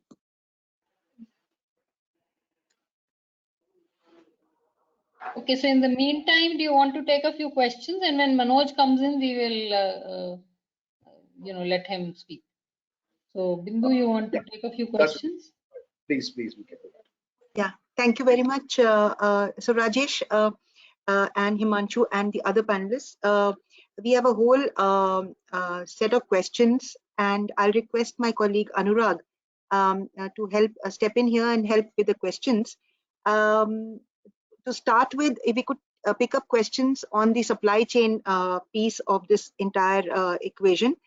So Anurag, there were some questions that we received regarding the raw material availability of raw material sourcing of raw material.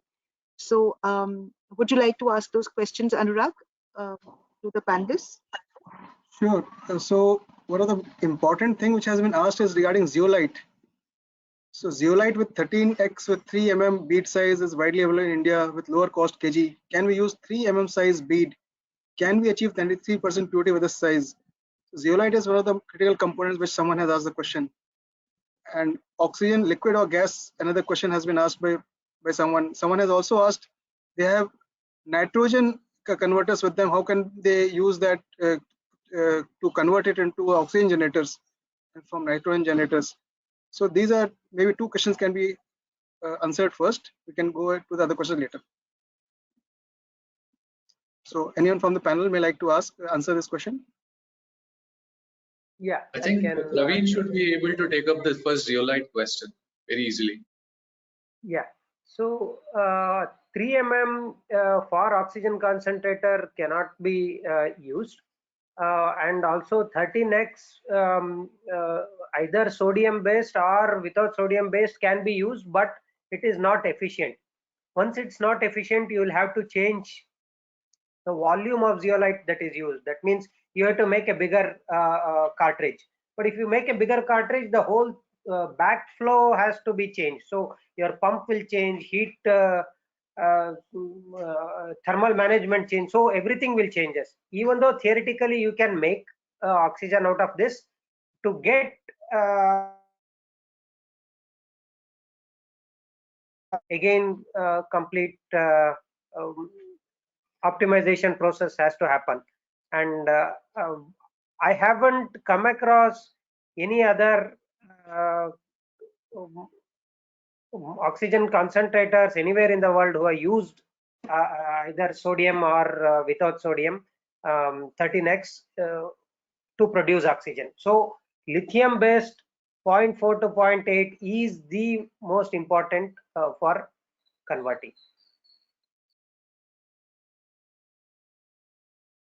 Over. So the connected question is from the Indian Army. One of the officers have asked, we have nitrogen generators, PSAs, and they want guidance on how they can convert those nitrogen generators into oxygen generators. Is it possible? Can any guidance be given to them? I think there's one group from IIT Bombay has successfully worked on it. So they can go to them. But if there are somebody here, even nitrogen generator works in this on the same principle. We can explore. That is definitely a good option. Not just nitrogen generation units somewhere else, but I was even thinking, why not two more options? One is nitrogen generation in petrol pumps, right, where they use it for filling the vehicles. So we could explore that also. I'm not sure how much successful that will be. That is one. Second, even this all the we can parallelly start looking at the instrument that has come from China, which is not giving more than 40%. Is there a way we can modify that? Because most of the components will be there. Probably some modification could be required. So for an emergency reason, both of these can be looked at. Over. Okay, thank you. So there's another question regarding the control system specs of the oxygen generator. So would the IC be able to share this with the entrepreneurs if they want to? Sure, specs, it is there on the, as I said, if you go to Satpar IISc, you can get all the specs. We can share the specs also with everybody. Sharing the specs is not a problem at all. Okay, so I'll just step in here. The control system, the module that has been developed by IISc. So would you be willing to share the design that that particular design, the firmware, with folks who might be interested? Not willing. 100% we will share. As Professor Vasu put it, there are ways to do that. Let us do it on the proper channel. So Tatpar, as I said, is a single source of contact for oxygen concentrator. Can take up all of these questions immediately. So I would suggest anybody who wants to take up any of these things, please connect with Tatpar. So can you share the details about whom to connect or the SPOC whom the entrepreneurs or anyone else who is interested can connect, so they can reach out to the person in the chat window? Sure. Yeah, okay. So there's another question regarding who will certify them. There are a number of varieties or makes available from China. So can TSDSI certify them, or which is the organization who can certify those Chinese imports? And in India, when we are making it, then who certifies them in India? It's a related question. Thank you. Number one, I can say TSDSI is not a certification body, but maybe Professor Vasu can share with us, or Anup can share with us what is the certification mechanism. Right. So I think for the oxygen generator, Praveen, if I'm not wrong, has sent it for certification. I don't know if it is the eventual government certification to a company called TUV. Is that correct, Praveen? Praveen, yes. Are you there? Yes. Okay. TUV, so only electrical and EMI. Okay. Just to add to that, this is Anup here. Just to add to that, both TUV and Intertech can certify oxygen concentrators against the standard medical requirements. They have actually they have given a code also with regard to the testing they can do. We can share the code to anybody who is interested.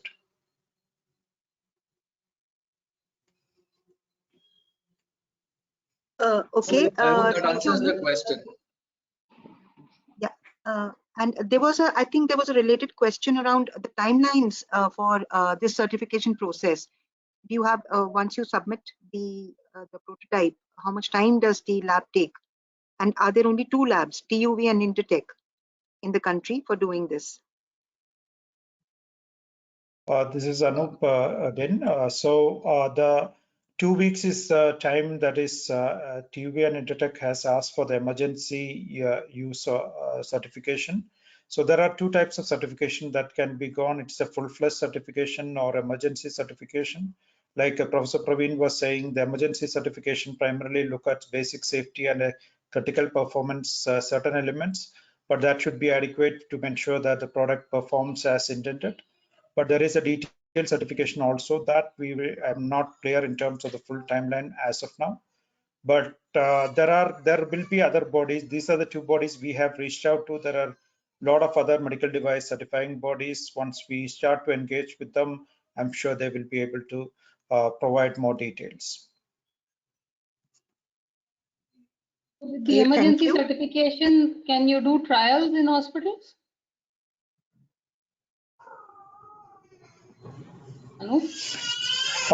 That is left to the hospital. Actually, this product is proven safe in terms of the performance and safety of the product. So what we discussed with the hospitals here is that it should be, they can test out the device. But I'm not sure if there is any government specific requirement, but like Professor Praveen has updated in his presentation, we have not seen any specific guideline from the government for the oxygen concentrators. Yeah, it's correct, Note, that there is no recommendation from the government or ICMR. So this is where I think we need help. We can get our heads together, get ICMR on board, and then see how to do this. But presently, there are none. If I may, anybody from ICMR in the audience? Can they raise their hand? Do we have anybody from ICMR? Anurag, Bindu, do you know anybody from ICMR in the audience? Yeah, so we. Yeah, please, Bindu, go ahead. If the person from ICMR who was supposed to if there's any representative from ICMR, kindly raise your hand. And if you would like to make any remarks at this point of time. I may be able to make a comment before the person is identified. I'm Justin Gopaldas, one of the intensivists from Manipal Hospital. Yes, Dr. Gopaldas, please go ahead. So there is a guidance in the sense that all equipment that is used in the hospital has to be approved by the Drug Controller of India. It doesn't mean that it's a drug, but any medical device. So that certification, if and when there is that certification from Drug Controller or once that certification is there, the device doesn't need any further checks and can be used in a clinical practice as a standard of care. When we do not have a Drug Controller of India's approval, the next thing is that it is used as a research with the vaccines. They are being used, but they're being used in a research mode to some extent, some of the vaccines. So the same way, these devices are written up following the current safety checks that has already been done, saying that the equipment is safe and in a laboratory settings, and that individual hospital or a bigger organizations could give the ethics approval and a scientific clearance for them to be used in a controlled manner, or most likely in a shorter frame of mind, to prove further clarity on what we call as a patient-related integration. So now they go from bench to the bedside, and with that, DCGI approval will become a lot more easier when they actually apply for the DCGI approval. And that's the phase that we are with IIC projects, that we are in process of writing it up through the ethics committees of our hospital to make sure that they go through in a research mode in the step one. And the minute that usage, clinical usage, is deemed safe, as well as the other electrical and computer software compatibilities, the DCGI would then grant an unlimited use as a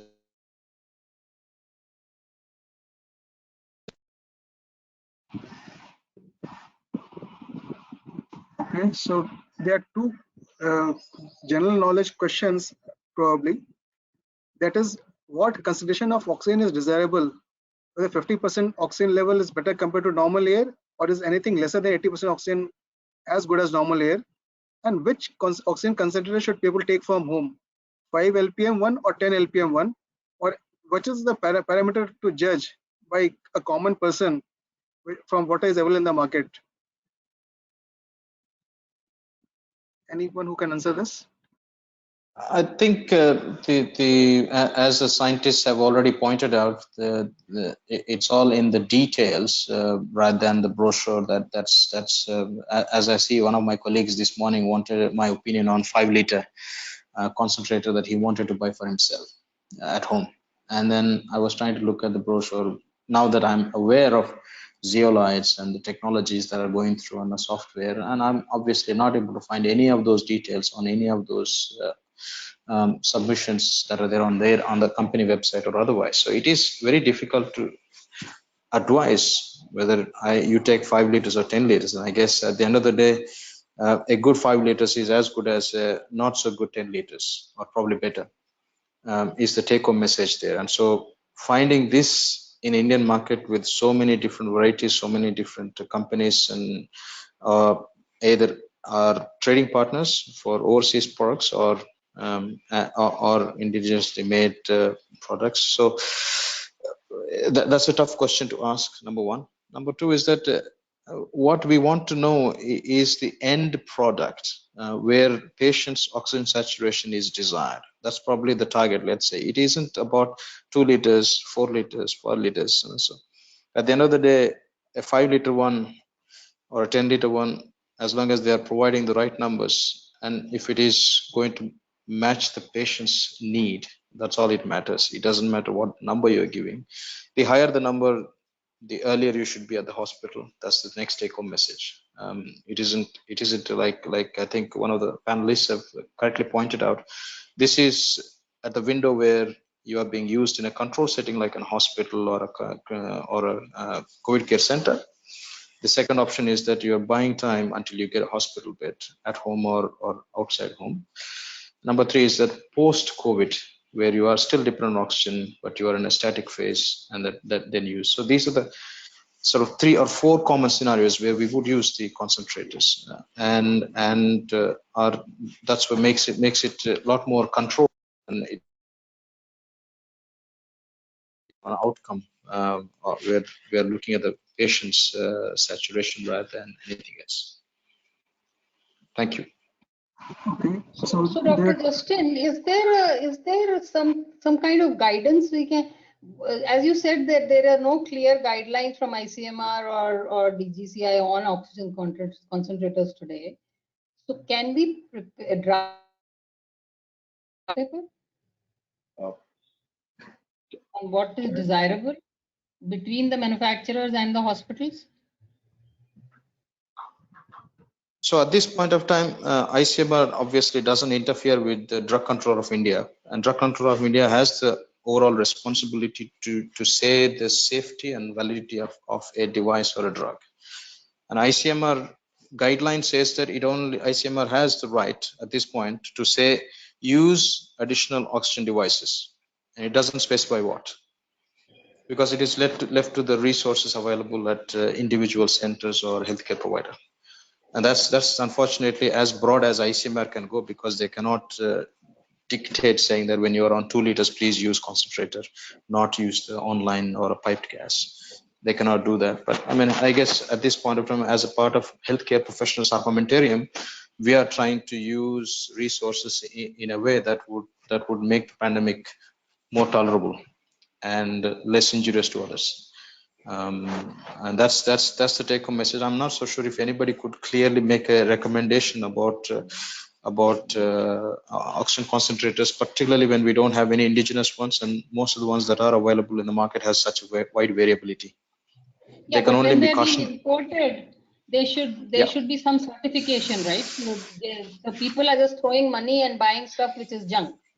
Hospitals are getting them and junking them. So how do you stop that? So at this point of time, hospitals majority of the probably 98% of the concentrator use is in private homes, not in hospitals pre-pandemic, and it has all been used for individuals who are oxygen dependent because of chronic lung or heart problems, and they are not necessarily a standard of equipment in hospitals, and probably are being used in hospitals as a way to titrate them when they go home, rather than is the only use till now. And that's why there hasn't been great many inputs from Drug Control of India's oversight on these devices, because they are not used in hospital. Pamela, this is Vasu here. I may be able to partly answer your question. Yes, please. So I'm guessing the way TUV will certify such a concentrator is to first of all have a calibrated oxygen sensor and a calibrated flow meter, and something that whose standards can be traced to, let's say, like NIST standard or a National Physical Laboratory standard in India. And so when somebody sells a concentrator, it should be mandated that from one of these standard certification agencies, a certificate be obtained that very clearly states that at so and so flow rate, if the ventilator says that there is so much oxygen in it, the certificate should come from one of these agencies saying that at this flow rate, you have this level of oxygen in the ventilator. That is the first part of your question. The second part is what can be used. I'm guessing that is part of what Justin addressed, and that depends on what is it that a patient is, put on, and whether that level of oxygen is able to raise the oxygen saturation levels in the patient. And I think on that he was trying to say that one cannot comment because the doctor needs to see the patient to see what is the best oxygen level to raise the patient's oxygen saturation level. So that is based on trials. That was based on human trials, basically. But certification, okay, so we need to publicize that awareness. I think there's no awareness of what certification to look for. Okay. Concentrator. So in terms of the the flow rate which we were just talking about, I think predominantly if you look at most of the Chinese machines which are there, and when they talk about a 5 liter, the actual output is only about 3.5 liters or maybe about 4 liters. That is, I think, one of the things we need to check whether at the at a 5 liter 100% is the flow rate matching at 93% is very, very important. I think that's what we all need to look at. Whereas that is exactly what we've been working on our equipment, where at 7 liter and at 15 liter our actual capacity is 9 liters and 20 plus liters, so that we get the actual output of 7 liters plus. So the correct way to do it, Pamela, if I may, is if it's possible and if it's not already available, there is no point in reinventing the wheel. For the Indian Standards Institute to come out with an emergency set of standards and a set of people who can certify oxygen concentrators against those standards. And I don't think it is very difficult to do that. Okay. So there's a question connected to that by Mr. Himanshu Gupta to the organizers and the panelists. Then why is the government giving certification to Chinese imported machines and we are dealing with lives here? Are they giving? Do these Chinese manufacturers have any certification? That's my question. Or they are coming in without any certification? Yeah, there is no certification. That's the question. So is Manoj Punnuswamy, can he answer some of this? Manoj, can you speak now? So Manoj has been, Manoj, you are, please unmute yourself.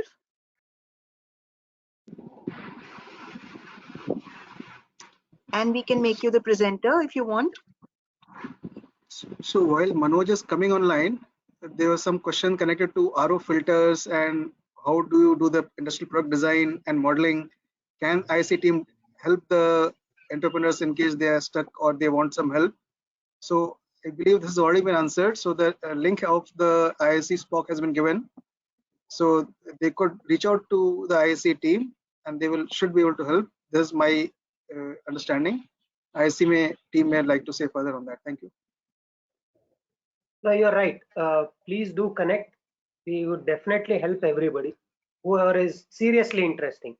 On the same coin, I would like to tell, if you don't have the bandwidth, you can't do it, but you really want to do, join hands with somebody else who is doing. So doing it in a group probably help. For example, here Anup is there. So you want to join, do something else with them, that would be better rather than if you don't have bandwidth. Also, I'd like to extend our support in terms of the oxygen concentrators manufactured by our principal company has got a state-of-the-art robotic manufacturing facility in Tamil Nadu. We would definitely look forward if anybody is coming forward to join hands and partner with us in whatever extent we can definitely discuss and take that forward as well. Sure. So Is Manoj planning to present something? I suddenly saw his screen coming up. Manoj, you there? But his audio is still muted. He's a Mr. presenter Manoj, now. can you Made a unmute presenter. yourself? Looks like there's some technical issue with Manoj. I see. Okay, so I think both these companies. So you want to put your contacts in the chat window, Rajesh, whoever people should connect with? Yeah, Along I'll with put it. from VASMED, we have Anup and we have the ISC Tatpar contact, and we could also have your contact. So there's a question from ITI Limited, Mr. Arun. He wants to know what is the cost per unit provided that manufacturing can be done at mass level. So ITI Limited could be interested in doing mass manufacture with either ISC or the other startups who are trying to do this. So that's, they can reach out to him separately or they can answer now. So I see Manoj is saying I have unmuted myself. Asif? Manoj has put a chat in the chat window that he is Mr. unmuted. Manoj, I can see your presentation is unmuted, but mic is not unmuted. I've requested to unmute yourself again. You have to unmute your mic.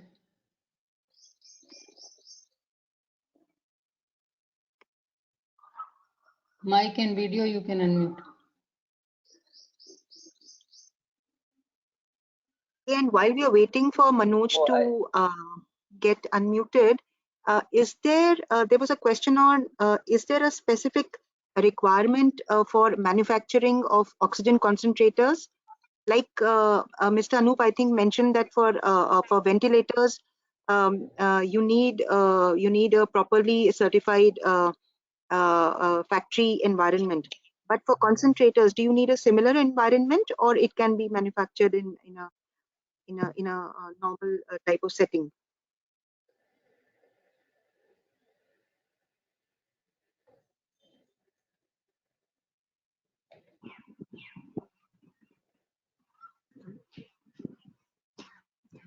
It's another interesting question regarding whether this can be battery operated version is available or vehicle mountable unit. Can this be designed? Is the design compatible for that? And something connected to that is, can we have a panel of such in a hospital setting? Panel of such oxygen concentrators where all connected, and this can be viewed by the doctor if the doctor shortage is there on a single screen. Thank you.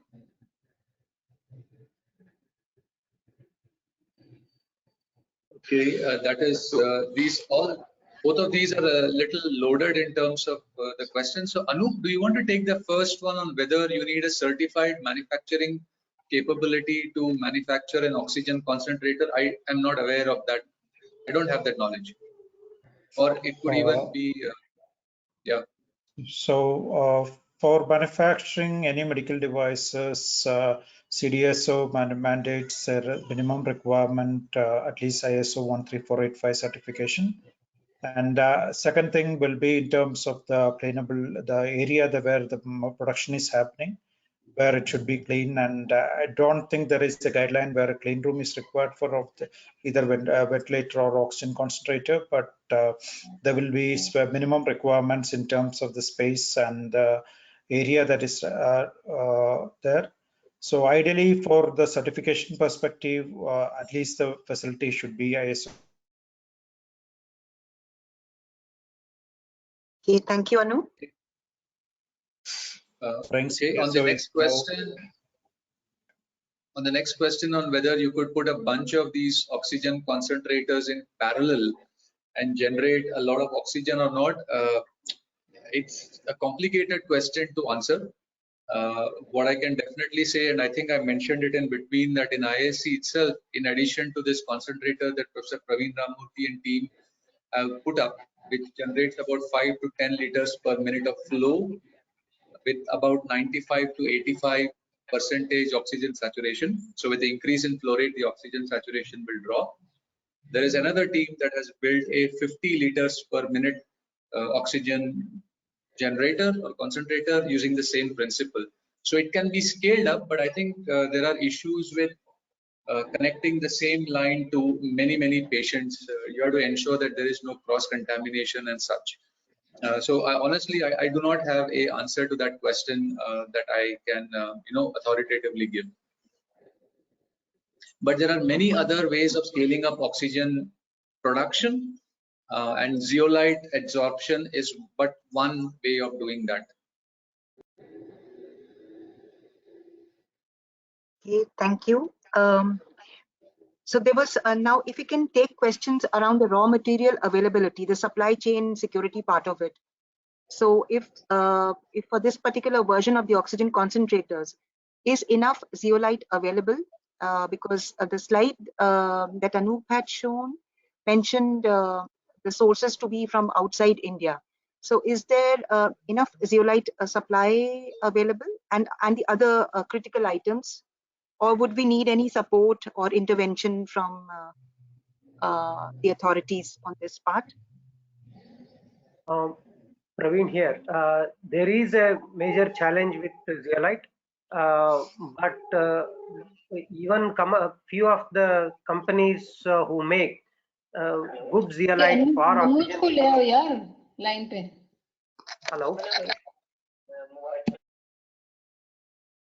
The good oxygen generator grade zeolite is available. Even the couple of companies who had told us they have 100 metric ton, now they are saying it's not there immediately. So I think some intervention from the authority side would really help to collectively get it to India, and then probably based on who is manufacturing, distribute it, or do something like that. Yeah, thank you. And the other components, the compressor, the control panel, and the valve, all those would be indigenously manufactured, right? No, the compressor also right now what we have used is what we got it from US, but there are others which are available, can be explored. I will leave it to companies to explore as long as the parameters match. Control panel is what I said we have optimized from last 1.5 years. No need to make on their own. They are more than welcome to make on their own or use this existing one. We can connect to the people who make this.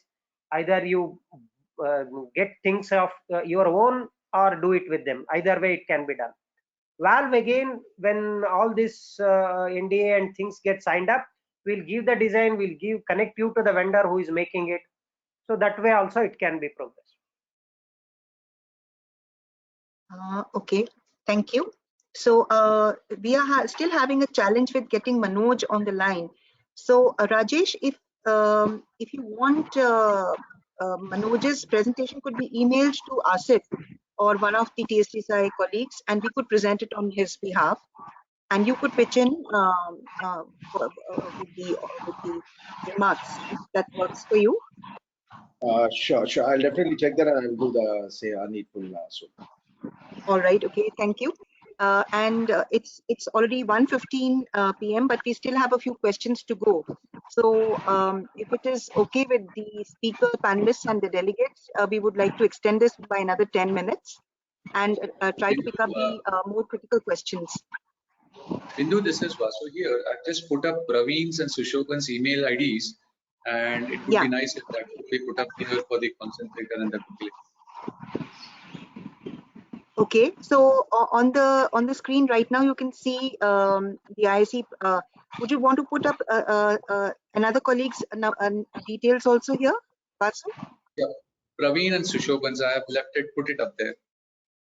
All right. Okay.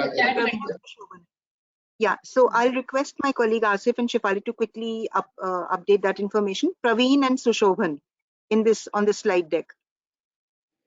Sure, ma'am. Yeah, thank you. So we have covered questions around the design, the raw material components, the certifications, and the other side, the requirements from the hospitals and the end users. So there was a generic question around what is because the oxygen concentrators apparently are being used by end users in the home environment. So is there any guidance on when to use a concentrator versus an oxygen cylinder versus going to on ventilator support? So if Dr. Justin could give some kind of guidance and usage, and can it be done independently by the patient themselves, or do they need to do this under the doctor's supervision? That would be great if you could throw some light on that, Dr. Justin. Yes, thank you. So the commonest guidance that we can see in medical literature about use of home oxygen is only for chronic illnesses. All the American Thoracic Society, British Thoracic Society, all these things have advised concentrators as a way to overcome the oxygen cylinder supply problem to the community, which is not as robust as to a hospital. And so most of the time they say that as long as the need is less than 4 liters per minute, you could use a concentrator as an alternative to a cylinder, which is sometimes a lot more heavier than the concentrator to be made mobile if the patient needs mobility to just get out of the house, to sit in outside their house, and so on and so forth. So these are the reasons why those guidelines are initially set up or mentioning concentrator only in chronic illnesses. Now we are looking at acute illness, that means that something that is causing you trouble within the first week or two of something that triggered the problem. And in this setting, it is a rapidly evolving situation. So using concentrator will not necessarily be an ideal solution, and only a patchwork solution at this point of time, given the problem, which isn't medical, but mostly to do with the supply demand. And so it is unlikely that there's going to be an advice saying that you use concentrator at home when it is actually likely to be harmful advice, because you could lose out on the pressures like in minutes or hours, when the situation could rapidly evolve, and then we are not necessarily monitoring adequately, thinking that we are getting some oxygen, and that could lead to certain problems. And also we haven't captured enough number of people who have used concentrators in community anecdotally and found that they actually managed to get through it without any problem, and that we need to find which group of people you could use it. So at this point of time, the guidance from medical doctors still is that please come to hospital if the oxygen level drops, not to use concentrator at home. Because once you come to the hospital, and for a period of time that you are there, and then if your oxygen levels isn't rapidly escalating over a period of maybe a few hours to a day or two, then they could still advise you to take concentrator as a way of getting oxygen at home or any other COVID care center. But home concentrator guidance will not be available if I was the physician upfront. Okay, thank you very much, Dr. Justin, for that guidance. We'd also want to take some questions around the funding, the finances part of it. So there are some attendees here in the webinar today who are wanting to contribute financially to support the local indigenous manufacturer. And can Anu and Himanshu and Rajesh probably throw some light on what is the financial aspects, and where could you do with some support or engagement on the finances part or investment part? Yeah, I could talk from the NGO perspective. So I am personally aware of many NGOs and charity organizations who are currently in the process of buying oxygen concentrators, which could be used by people free of cost at the time of need, because not everybody can actually afford to buy a concentrator and keep it. So I can always connect such funders to these organizations. Typically, these imported concentrators are costing anywhere between 30,000 to 1.5 lakhs, depending on the brand and the output. And I think Rajesh will anyways mention the pricing of his concentrators. Thank you. And Anu, Rajesh, Our side, Wasmed, we would appreciate any support that can help us to scale up this operation, primarily in terms of pre-orders or support with the sourcing. So, that if that kind of a working capital support is available, that will help us to scale up substantially. Yeah, I think it all boils down to economies of scale.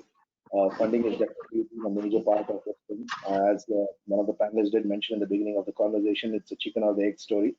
I think where do we take this call of how many to manufacture, and a pre-order would definitely help manufacturers at this point to take up this up. And coming to our concentrators, we have priced them for the 7 liter, we have priced them at 60,000 rupees plus GST, and the 15 liter one we have priced at 1.2 lakhs plus GST at this point. And obviously, we'll also definitely look at bringing down the cost once we have some numbers coming. If I could quickly add, any such source of funding people who are interested to fund, while they could definitely approach people like Anup, Himanshu, and Rajesh directly, the IISc project team, which is tatpar at iisc.ac.in, is also helping channel such funds to groups like Anup. So they could also help coordinate this whole activity, because I'm guessing there is a certain amount of feedback and control that the people who fund would like to ensure that the money they are putting on the table is being put to good use. So IISc Tatpar team can also help coordinate such initiatives. Thank you very much, Vasu. That information is useful. If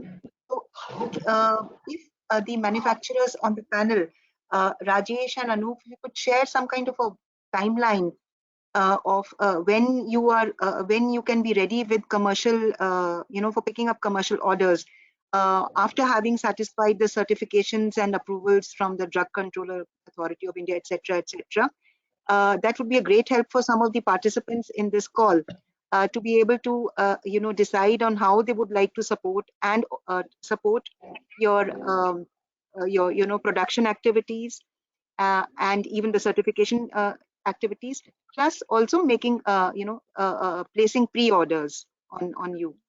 So that may help. If you could mail it to us, and we could then place it, make it available to the community, including the Tatpar initiative, and how do we go about supporting Tatpar and these activities. So definitely we can provide that information. Yeah, we'll definitely share that information soon. So are we ready to conclude now, Bindu? Yes, Pamela. I think Anurag, I think we've covered almost all the categories of questions. Yes, except one, I'd just like to mention that number of different government agencies like Mighty, Invest India, and a few others have posted the kind of help and support they can provide in the questions chat box with the links given, including a few people have suggested that they have got space with them, they can support manufacturing and funding, coup of merit. So similarly, the audience and the other members can go through that, and we will also be posting the video of this separately after a few days in both website of TSDSI and TCOE India. So anyone who would like to go through that can again refer to this. So Bindu can take on from here. Thank you. Thank you, Anurag, and I'll hand over back to Pamela for making the concluding remarks. Okay, is Mr. Pathak there? No. Okay. So yeah, so I would conclude. I think that's very good input, Anurag, that you've given about the things that have been posted by people extending help. I think we should consolidate and send that over email also to all the attendees and especially to the panelists, so that they have all that information handy to them. Okay. So again, thank you very much for everybody who came together. I think it was a very insightful and important conversation that has happened here. Our intention was to really bring everybody together and to kind of demystify all this, buzz that is there about oxygen concentrators. And it's very clear that we are all facing this difficulty about where to source, what to source, and there's a lot of money being put, and it's very obvious that uh, there are a lot of processes that need to be put in place to ensure that the right thing is happening, which is actually saving lives and saving people in the hospital. So Justin, especially I thank Justin for taking this time off in this critical time and giving so much insight to us on where the difficulties are. I would there are a lot of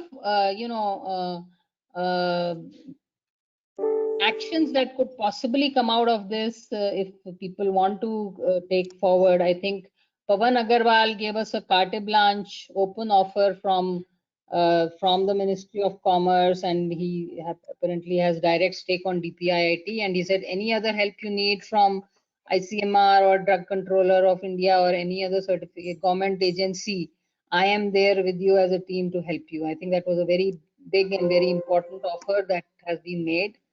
If people want to take advantage of that and something can be put together and sent to them, or that would be something we can definitely help mobilize. There was one person he brought, Sanjay, who's willing to also partner with these startups and help them with funding and logistics and sourcing of various supply chain things. So I think that's another open offer that we have here. So if people feel that we should continue this dialogue with another session, maybe in some time, maybe next week or something, let us know. We could again mobilize this dialogue. Or if this has served the purpose that people know who is who and can connect offline and take off, that's fine too.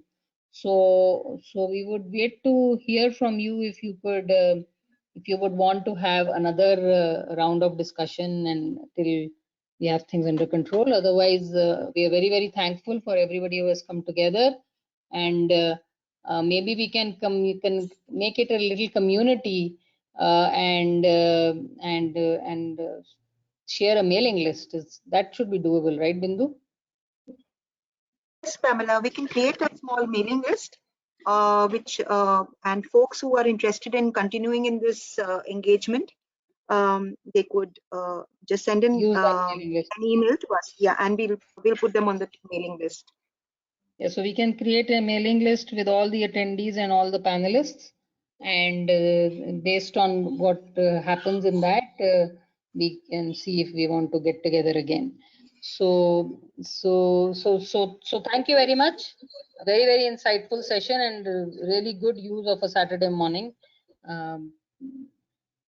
Thanks, everybody. Thank you, Pamela, for the concluding remarks. We do have Mr. Pathak with us, and if he would also like to make any remarks. Yeah, Mr. Pathak.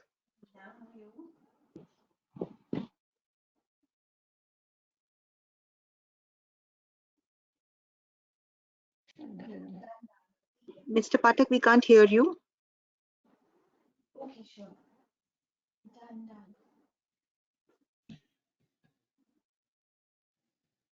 I got you. Mr. Pathak is on mute.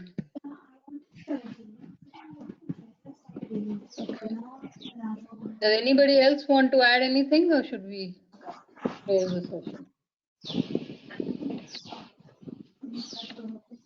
Mr. Pathak, we can't hear you, so perhaps if you. Now we can. Now he's unmuted. Okay. Mr. Pathak,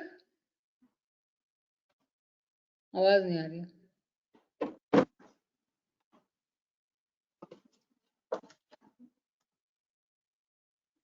Okay, maybe there's some audio issues. He's coming up as Yeah. unmuted, but we can't hear him. So let's conclude the session then.